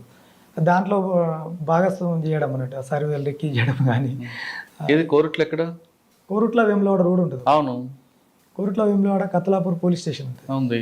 ఆ కత్లాపూర్ పోలీస్ స్టేషన్ ఏంటంటే ఇప్పుడు వీళ్ళు ఏంటంటే ఒక ప్రతిఘటించాలనేది చింతాకుంట కోనపురం ఒక పెద్ద అడవి ఉంటుంది. ఆ అడవిలో 270 మైన్స్ పెట్టామన్నట్టు, క్లెమర్ మైన్స్. దానిలోకి పోలీస్ పార్టీని తీసుకురావాలంటే ఒక ఆఫీసర్ లాంటి వ్యక్తి ఇదైతేనే అందులోకి ఎఫెక్ట్ పడుతుంది ఆ టైంలో అని చెప్పేసి అది ప్లాన్ చేసినట్టు. అంటే ఇట్లాంటివి కొన్ని అంటే అంబుష్ చేశారు. మేము ఆయన వచ్చారు, ఆయన అంబుష్ పెట్టినాము. ఒక మా మైన్స్ మీద నుంచి 3 సిఐలు 5 ఎస్ఐలు వెళ్ళారు. ఎందులో 5 ఎస్ఐ వెహికల్ వెళ్ళినాయి, 3 సిఐ వెహికల్ వెళ్ళినాయి. 8 మంది వెళ్ళిపోయారు మా దాని నుంచి. కానీ అప్పుడు మా టెక్నికల్ ఇష్యూ వల్ల ఏమైపోయిందంటే అది ఫెయిల్ అయిపోయింది. ఎక్కడ కోరుట్ల పక్కనే ఎకిన్పూర్ అని ఒక విలేజ్. అంటే మీరు పెట్టారు, మా అంబుష్ చేశారు కానీ వాళ్ళ 3 సేఫ్కి వెళ్ళిపోయారా? అంటే మాకేమైందని అంటే వాకీ టాకీస్ వాడినాం అన్నట్టు. అప్పుడు స్కౌట్ అంటాం మేము. ఆ స్కౌట్లో వాకీ టాకీ వాడినాం. ఆ వాకీ టాకీ వాడిన వ్యక్తి మాకు చెప్పే వ్యక్తి ఏంటంటే ఆయన అసలు ఏందో మాకు అర్థం కాలే. మొత్తానికి ఏంటంటే పని చేయట్లేదు అని చెప్పిండు. 3 వాకీ టాకీలు ఉంటాయి. అతని దగ్గర ఒక వాకీ టాకీ ఉంటుంది, మా దగ్గర ఒక వాకీ టాకీ ఉంటుంది ఈ అఫెన్స్లో ఉన్న దగ్గర. తర్వాత ఇంకో టీం కత్లాపూర్ టౌన్లో ఉంటుంది. ఆ టౌన్లో వాళ్ళు ఒక కానిస్టేబుల్ను టార్గెట్ చేసిన కానిస్టేబుల్ ఎవరైతే ఉంటారో వాళ్ళని కొట్టాలని వాళ్ళు ఉంటారు. వాళ్ళు కొట్టిండ్రు అక్కడ, వాళ్ళిద్దరు ఉన్నారు, వాళ్ళు కొట్టిన తర్వాత మూడో వాకీ టాకీలు ఏంటంటే పోలీస్కి సంబంధించిన అది ఉంటుంది అన్నట్టు, ఆ సిగ్నల్ దొరకబడుతుంది. దానిలో మాకు పూర్తిగా అర్థం కాదని కొన్ని తెలుస్తాయి. అంటే వాళ్ళు అలర్ట్ అయినారు, ఇట్లా కత్లాపూర్లో శ్రీరాములు కానిస్టేబుల్ చేశారు, అలర్ట్ డిస్టిక్ మొత్తం రెడ్ అలర్ట్ అనగానే ఆయనకు భయమైందా ఏమైందా అక్కడ నుంచి వచ్చేసింది. ఆయన మేము ఎక్కడ ఉన్నామో ఆయనకు తెలియదు, కానీ మా బ్యాక్ సైడ్ ఆయన తిరుగుతున్నాడు, చూసినాం మేము. ఆయన అక్కడ పాయింట్ మీద లేక ఇక్కడ ఉంటే మనం ఇక్కడ ఉంటే ఏం చేస్తాం చలో అని చెప్పి వెళ్ళిపోయినాం. వాళ్ళు వెళ్ళిపోయి అడిగితే పని చేస్తలేదు అని చెప్పాడు. సరే పని చేస్తలేదు కానీ వెళ్ళిపోయినాం. మేము తెల్లారి చూస్తే అది సెల్స్ మార్క్స్ చూస్తే పని చేస్తుంది. అంటే మేము వెళ్ళిపోయినాం కాబట్టి వీళ్ళంతా దీని మీద నుంచి. ఎంతమంది వెళ్ళారు సీఏలు? 3 సిఐలు వెళ్ళారు. 3 సీఏలు 2 ఎస్ఐలు? 5 ఎస్ఐలు వెళ్ళారు. అంటే అది కరెక్ట్ బ్లాస్ట్ ఉంటే మొత్తం ఏదో ఒకటైతే అంటే ఏ వెహికల్ పడనో తెలియదు. 8 వెహికల్ వెళ్ళినాయి కదా, ఎవరో వీళ్ళని బట్టి వాళ్ళు 15 నిమిషాలు 20 నిమిషాలు అరగంటకు ఒక వెహికల్ వెళ్తూనే ఉన్నది. కానీ మీరు ఉన్నారు, కనబడుతుంది. అంటే వెహికల్ వెళ్ళేది మాకు కనబడుతుంది. మేము అప్పటి నుంచి వెళ్ళిపోయినాం అక్కడ నుంచి. మా మనిషి అక్కడ లేడు కదా, అక్కడ నుంచి బయటకు వచ్చేసినాం అన్నట్టు. ఇలాంటి వాటికి అయింది. లాస్ట్ టైంలో ఏంటంటే మళ్ళీ జననాట్య మండలం తీసి సిరిసిల్ల ఏరియా కమిటీ కార్యదర్శిగా నియమించడం జరిగింది. దాంట్లో సిరిసిల్లకు సంబంధించిన ఒక ఎల్జిఎస్కు డిప్యూటీ కమాండర్గా ప్రమోట్ అయ్యి అప్పుడు పనిచేస్తున్న సమయంలో బయటికి రావడం అనేది. మళ్ళీ ఎందుకు బయటికి ఎందుకు రావాలనుకున్నారు ఇద్దరు కలిపి? బయటికి రావాలంటే నేను ఆలోచించిన ఏంటంటే ఇది అంటే అప్పుడు ఉన్న పరిజ్ఞానం బట్టి ఎప్పటి వరకు ఇది సాగుతుంది ఏంది అసలు ఏం అర్థం కాదు. అంటే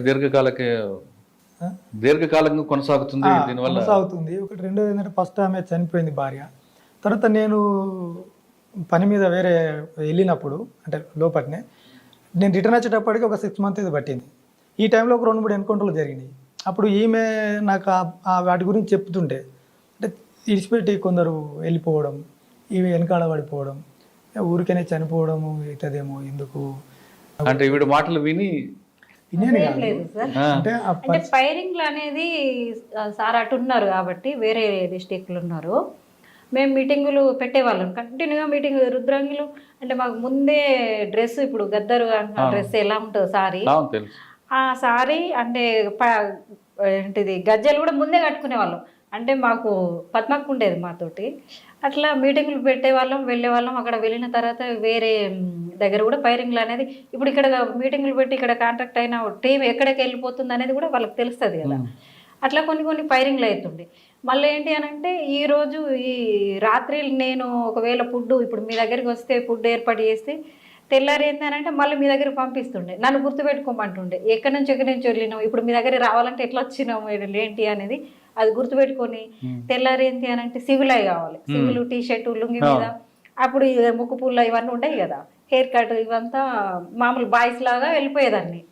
అట్లా కూడా కొంచెం ఇబ్బంది అవుతుంది అనేసి నేను ఫుడ్ లేని కాడ ఫుడ్ ఏర్పాటు చేసి అట్లా అంటే లేని కాడ అంటే కొత్త ఏరియాలో మనకు పరిచయాలు లేని కాడ కూడా అట్లా తీసుకొచ్చేదాన్ని అన్నట్టు. బయటకు 24 hours నన్నే పంపించేవాళ్ళు. అందుకనంటే ఫుడ్ తేవడం కోసం కానీ కొంచెం ఒక్కొక్క టైంలో మాకు అన్నము కూడా కొంచెం ఇబ్బంది అవుతుండే. ఆ టైంలో వీళ్ళని చూసి ఏంటంటే పోలీసు వాళ్ళు కావచ్చు అనేసి జనాలు కూడా నమ్మక ఫుడ్ కూడా కొంచెం ఇబ్బంది అవుతుంది. అట్లా నేను వెళ్ళిన కాడ ఏందనంటే నా పేరు కవిత, నన్ను గుర్తుపెట్టుకోర్రి ఇట్లా వాళ్ళు జనరల్గా ఎక్కడైనా కనబడ్డా, మనం వెళ్ళే టైంలో కనబడ్డా కూడా అట్లా నన్ను గుర్తుపెట్టుకోండి, నా పేరు కవిత అనేసి వాళ్ళకి పరిచయం చేసుకొని అట్లా కూడా కొంచెం వెళ్ళేవాళ్ళం అన్నట్టు. అట్లా నన్ను గుర్తుపెట్టుకొని ఆ ఫుడ్ కాడ కానీ కొంచెం మాట్లాడే విధానంలో కానీ అట్లా అవుతుండే. ఇక కొన్ని సందర్భాల్లో ఏంటంటే అట్లా మీటింగ్లు పెట్టి అట్లా వెళ్ళే వాళ్ళం కాబట్టి ఎక్కువ బ్యాచెస్ ఇక పేపర్లలో ఇట్లా పోదులు ఇదంతా కనపడుతుండే అన్నట్టు. అట్లా టీములు ఈ ఏరియాలో మీటింగ్ పెట్టిరంటే ఇక్కడ దొరుకుతుంది మనకు పార్టీ అనేసి కొంచెం అట్లా కొంచెం ఫైరింగ్లు కూడా అవుతుండే. ఫైరింగులు అయిన సందర్భంలో నేను ఎక్కువ బయటకు వెళ్ళేదాన్ని, అంటే నా మీద తక్కువ అయినాయి. అంటే నేను బయటకు వెళ్ళి ఫుడ్ విషయంలో కానీ ఒక్కొక్క సందర్భంలో స్నానాలకు కూడా కొంచెం ఇబ్బంది అవుతుండే. అట్లా టీమును బయటకి ఇచ్చి పంపించడం కానీ ఇలా జరుగుతుండే అన్నట్టు. మేము బయటకు వెళ్ళి మా టీం మీద కాకుండా ఆ లోపల ఉన్న టీం మీద అట్లా జరుగుతుండే అన్నట్టు ఫైరింగ్లు కానీ. అంటే ఇవన్నీ చూసి బయటకు వెళ్తే బెటర్ అనుకున్నారా? బయటకి ఇవన్నీ వెళ్తే కాదు సార్, ఇక్కడ ఏంటి అని అంటే బలమైన కారణం చెప్పండి. మానాలు అది అంటే పద్మక్క ఉండేటప్పుడు తెలుసు కదా, చెప్పు ఇక చెప్పండి, అది పర్వాలేదు. మానాలు ఎన్నుకుంటారా? మానాలు ఎన్నుకుంటారు అనేది మొన్న మేము బయటకు వచ్చిన తర్వాత, అంటే 2004-05 అయింది అది. మేము అప్పటికి 2002 నిజామాబాద్ లో జరిగింది కదా మానాలు. అంటే ఇది మీరు చెప్తున్న కారణాలు ఏదో కరెక్ట్ గా అనిపించట్లేదు, అది బలమైన కారణమే మీకు బయటకు తీసుకొచ్చింది. అంటే బలమైన కారణం ఏంటంటే నేను ఆలోచించింది ఒకటి ఏంటంటే, ఒకటి అమ్మ నాన్న కూడా పేదోళ్ళు, అంటే ఈ పూట చేసుకొని బతుకుతేనే ఉండేటోళ్ళు పెద్దగా అవుతున్నారు కదా, వాళ్ళకు మనం పెట్టకపోతే ఎట్లా. పార్టీ నుంచి కూడా కొంచెం సహకరించాలనేది ఉంటుండే కానీ బట్ అప్పుడు వాళ్ళు ఏంటంటే చనిపోయిన కుటుంబాలు ఎవరైతే అమరులు అయితే చనిపోయిన వాళ్ళు ఉంటారో వాళ్ళ కుటుంబాలకు సహకరించేది. నాకు ఒక ప్రశ్న వచ్చింది, మనకేం సాలరీ ఇస్తే పంపించట్లేదు కదా, అంటే ఒక ఆలోచన, పంపించట్లేదు కదా, మరి మనం ఇక్కడున్న చనిపోయిన ఒకటే వాళ్ళకి తల్లిదండ్రులకు ఒకటే, వాళ్ళకు కనీసం మనం తిండికి ప్రస్తుతం హెల్త్ మంచి హెల్త్ కూడా చేయట్లేదు కదా, అదొకటి నాకు కొంచెం కలిసివేసింది. అది ఎందుకు మనం కూడా చనిపోయేటువంటి అవకాశాలు ఉన్నాయి, ఇది ఏం సాధిస్తామా, అది నిజమా అబద్ధమా, ఎంతవరకు వెళ్తుంది అంటే అప్పుడు మైండ్ మెచ్యూరిటీ పెరుగుతుంది కాబట్టి ఎంతవరకు ఎందుకు మరి మనం రిటర్న్ వెళ్తే బెటర్. అంటే పార్టీ సిద్ధాంతం కూడా అమ్మా నాన్న కన్నా పార్టీకి ప్రయారిటీ ఇవ్వాలి, పార్టీకి ప్రయారిటీ ఇవ్వాలి ఒకటి. అక్కడ ఉన్న ప్రజల్లోనే మన అమ్మా నాన్న చూసుకోవాలి ఉంటుంది. మరి వాళ్ళని కాకుండా మన రక్త సంబంధాలతో పుట్టిన అమ్మా నాన్నకి మీరు ఎందుకు ప్రాధాన్యత ఇచ్చారు? అంటే ఇప్పుడు ఏమవుతుందంటే సార్, ఇప్పుడు మనం ఒకసారి నెగిటివ్ ఆలోచించి వెనక్కి రావాలనుకునేటప్పుడు ఏమవుతుందంటే ఇవన్నీ తోడవుతుంటాయి. ఎప్పుడైతే నెగిటివ్ పాయింట్ రాకుంటున్నది అనుకోండి, ఇప్పుడు నేను 30-35 ఎన్కౌంటర్లో ఉన్నా కూడా నేను ఎప్పుడు కూడా ఇది కాలే. ఈవెన్ అప్పుడు మధుసూదన్ రెడ్డి సార్ అని చెప్పేసి ఓఎస్డీ ఉండే కరీంనగర్, ఆయన చెప్పిండు, కలిసిన తర్వాత చెప్పిండు, మీ జిల్లా కమిటీ సమీక్ష క్యాడర్ సమీక్షలో నేను చూసిన, ఎట్టి పరిస్థితుల్లో నువ్వు బయటికి రావద్దు, నువ్వు ఎందుకు వచ్చినావు అంటుండు. ఎట్టి పరిస్థితుల్లో నువ్వు బయటకు రావద్దు, నువ్వు ఎందుకు వచ్చినావు, మీ క్యాడర్లో పలానాయన వస్తున్నాడు, మీ పద్మక్క చనిపోయింది కదా, ఆమె దగ్గర క్యాడర్ సమీక్ష. అంటే పద్మక్క చనిపోవడం కూడా ఒక భయం వచ్చిందా మీకు? భయం అని రాదు, ఆమె చనిపోవడం వల్ల భయం రాలేదు. ఎందుకంటే ఆమెతో పద్మక్క ఎన్కౌంటర్ జరిగిందంటే, పద్మక్క ఎన్కౌంటర్ ఎట్లా జరిగిందంటే ఎక్కడ జరిగింది? 2002 జూలై 2 అనుకుంటా. 2002 జూలై 2లో నేను అప్పుడు ఛత్తీస్గఢ్లో ఉన్నా. అటు ఒక క్యాంపుకు పోయి రిటర్న్ వచ్చేటప్పుడు ఛత్తీస్గఢ్లో ఉన్నప్పుడు ఎన్కౌంటర్ జరిగింది. వచ్చిన తర్వాత తెలుసుకుంటే విషయం ఏమైందంటే, ఎక్కడ జరిగింది? ఇది ధర్మపురి మండల్ నేరేల విలేజ్, ధర్మపురి లక్ష్మీ నరసింహస్వామి. వాళ్ళు ఏంటంటే నైటు ఆ ఏరియా అంటే ఆమె కూడా వేరే క్యాంపుకి వెళ్ళే పనిలో ఉన్నది. కొంతమంది కలిసి చేసి నైట్లో వెళ్తుంటే అప్పుడు ఏమైపోయిందంటే బాగా నిర్బంధం పెరిగింది. నైటే వంట చేయించుకొని నైటే మనం పట్టుకొని పోవాలి, నైట్ తింటాం, పొద్దున కోసం ఇప్పుడే పట్టుకొని పోవాలి, పోయి పొద్దున లేచిన తర్వాత తిని పడుకోవాలి, మధ్యాహ్నం టిఫిన్ చేసి టీ తాగాలి, చేంజ్ చేస్తున్నారు అన్నట్టు. అట్లా దానికోసం లేట్ అయింది. ఊరోళ్ళు ఎవరో పిలుచుకుంటా అంటే వీళ్ళకు కాంటాక్ట్ లేదు. అంటే వేముల వాళ్ళు తీసుకొచ్చారు, అందులో ఏదో మొత్తం మంది గడిపారంట. పద్మక్క ఎన్కౌంటర్లో అది జరగలేదు. ఎందుకు జరగలేదంటే వాళ్ళు వచ్చిన తర్వాత ఊరోళ్ళు పిలుచుకుంటూ వస్తే వీళ్ళు ఆగి కలిసి అక్కడ ఏం జరిగిందంటే 4-4:30 వరకు మాట్లాడారు. అంటే పక్కనే ఫారెస్ట్ కాబట్టి అప్పుడు మాట్లాడి ఇలా పంపించి ఏం చేసిండ్రంటే పక్కనే గుట్టబోరుకు ఆగిండు. అంటే అంతకుముందు మేము ఒకసారి అక్కడ ఆంబుజ్ చేసినాం, అది కోతలవాగా అని ఒక ఏరియా ఉంటుంది, ఆంబుజ్ చేసినాం. మేము 20 days ఉన్నాం అక్కడ. ఆ ధైర్యంతో ఉన్నారా వీళ్ళు ఎట్లున్నారో తెలియదు. ఆ టీము 7 ఏమున్నారు, ఆ 7 అక్కడ ఉన్నారు. వాళ్ళు పైకి ఎక్కి తెల్లారింది కదా అని చెప్పేసి అప్పుడే తినేసి 7:30-8:30 టైంలో పడుకున్నారు. వాళ్ళు 9:30-10 గంటల టైంలో ఎన్కౌంటర్ జరిగింది వీళ్ళ పైన. అంటే అప్పటికే చుట్టుపక్కల ఉండి ఉంటారు, మరి ఎవరు సహకరించారు ఏందనేది అప్పుడు మనకు తెలియదు. ఆ ఎన్కౌంటర్లో వీళ్ళు 4 ఎవరైతే ఉన్నారో పడుకొని వీళ్ళు అంటే ఫైరింగ్లో దిగలేదు, వాళ్ళు అట్లనే పడిపోయినారు. వాళ్ళు మిగతా వాళ్ళు ఒక 3 బయటపడ్డారు. అది అట్లా జరిగింది ఎన్కౌంటర్. నేను అక్కడ అంటే పద్మక్క ఎన్కౌంటర్ జరగడం తర్వాత మీలో ఒక చిన్న నెగిటివ్ అన్నది బయటికి రావడం, దాంతో బయటికి రావాలని గట్టిగా నిర్ణయం తీసుకున్నారా అవును. ఇద్దరు? అంటే ఫస్ట్ నేను అనుకున్న తర్వాత ఆమె చెప్పిన ఒక నిర్ణయం ఇట్లా వస్తుంది నాకు, నువ్వేమంటావు అని చెప్పి అడిగిన. ఆవిడేమన్నారు? పోదామని చెప్పేసిన సింపుల్గా. సరే, మీరు అయితే పార్టీకి చెప్పారా? పార్టీకి చెప్పారా? పార్టీకి ఏంటంటే నాకు తెలుసు అది ఇప్పుడు ఏ స్థాయి లీడర్ అయినా సరే వెళ్ళిపోతానేటప్పుడు ఇట్లా మనం ఇప్పుడు ఎట్లయితే డిస్కషన్ చేస్తాం అట్లా కూర్చొని మాట్లాడి వెళ్ళిపోవచ్చు. అట్లనే కూర్చొని నేను మాట్లాడి. ఎవరితో మాట్లాడారు అప్పుడు మీరు? అప్పుడు భాస్కర్ అని జిల్లా కమిటీ సభ్యుడు ఉండే, ఆయన ప్రజెంట్ లీడర్ చనిపోయిండు.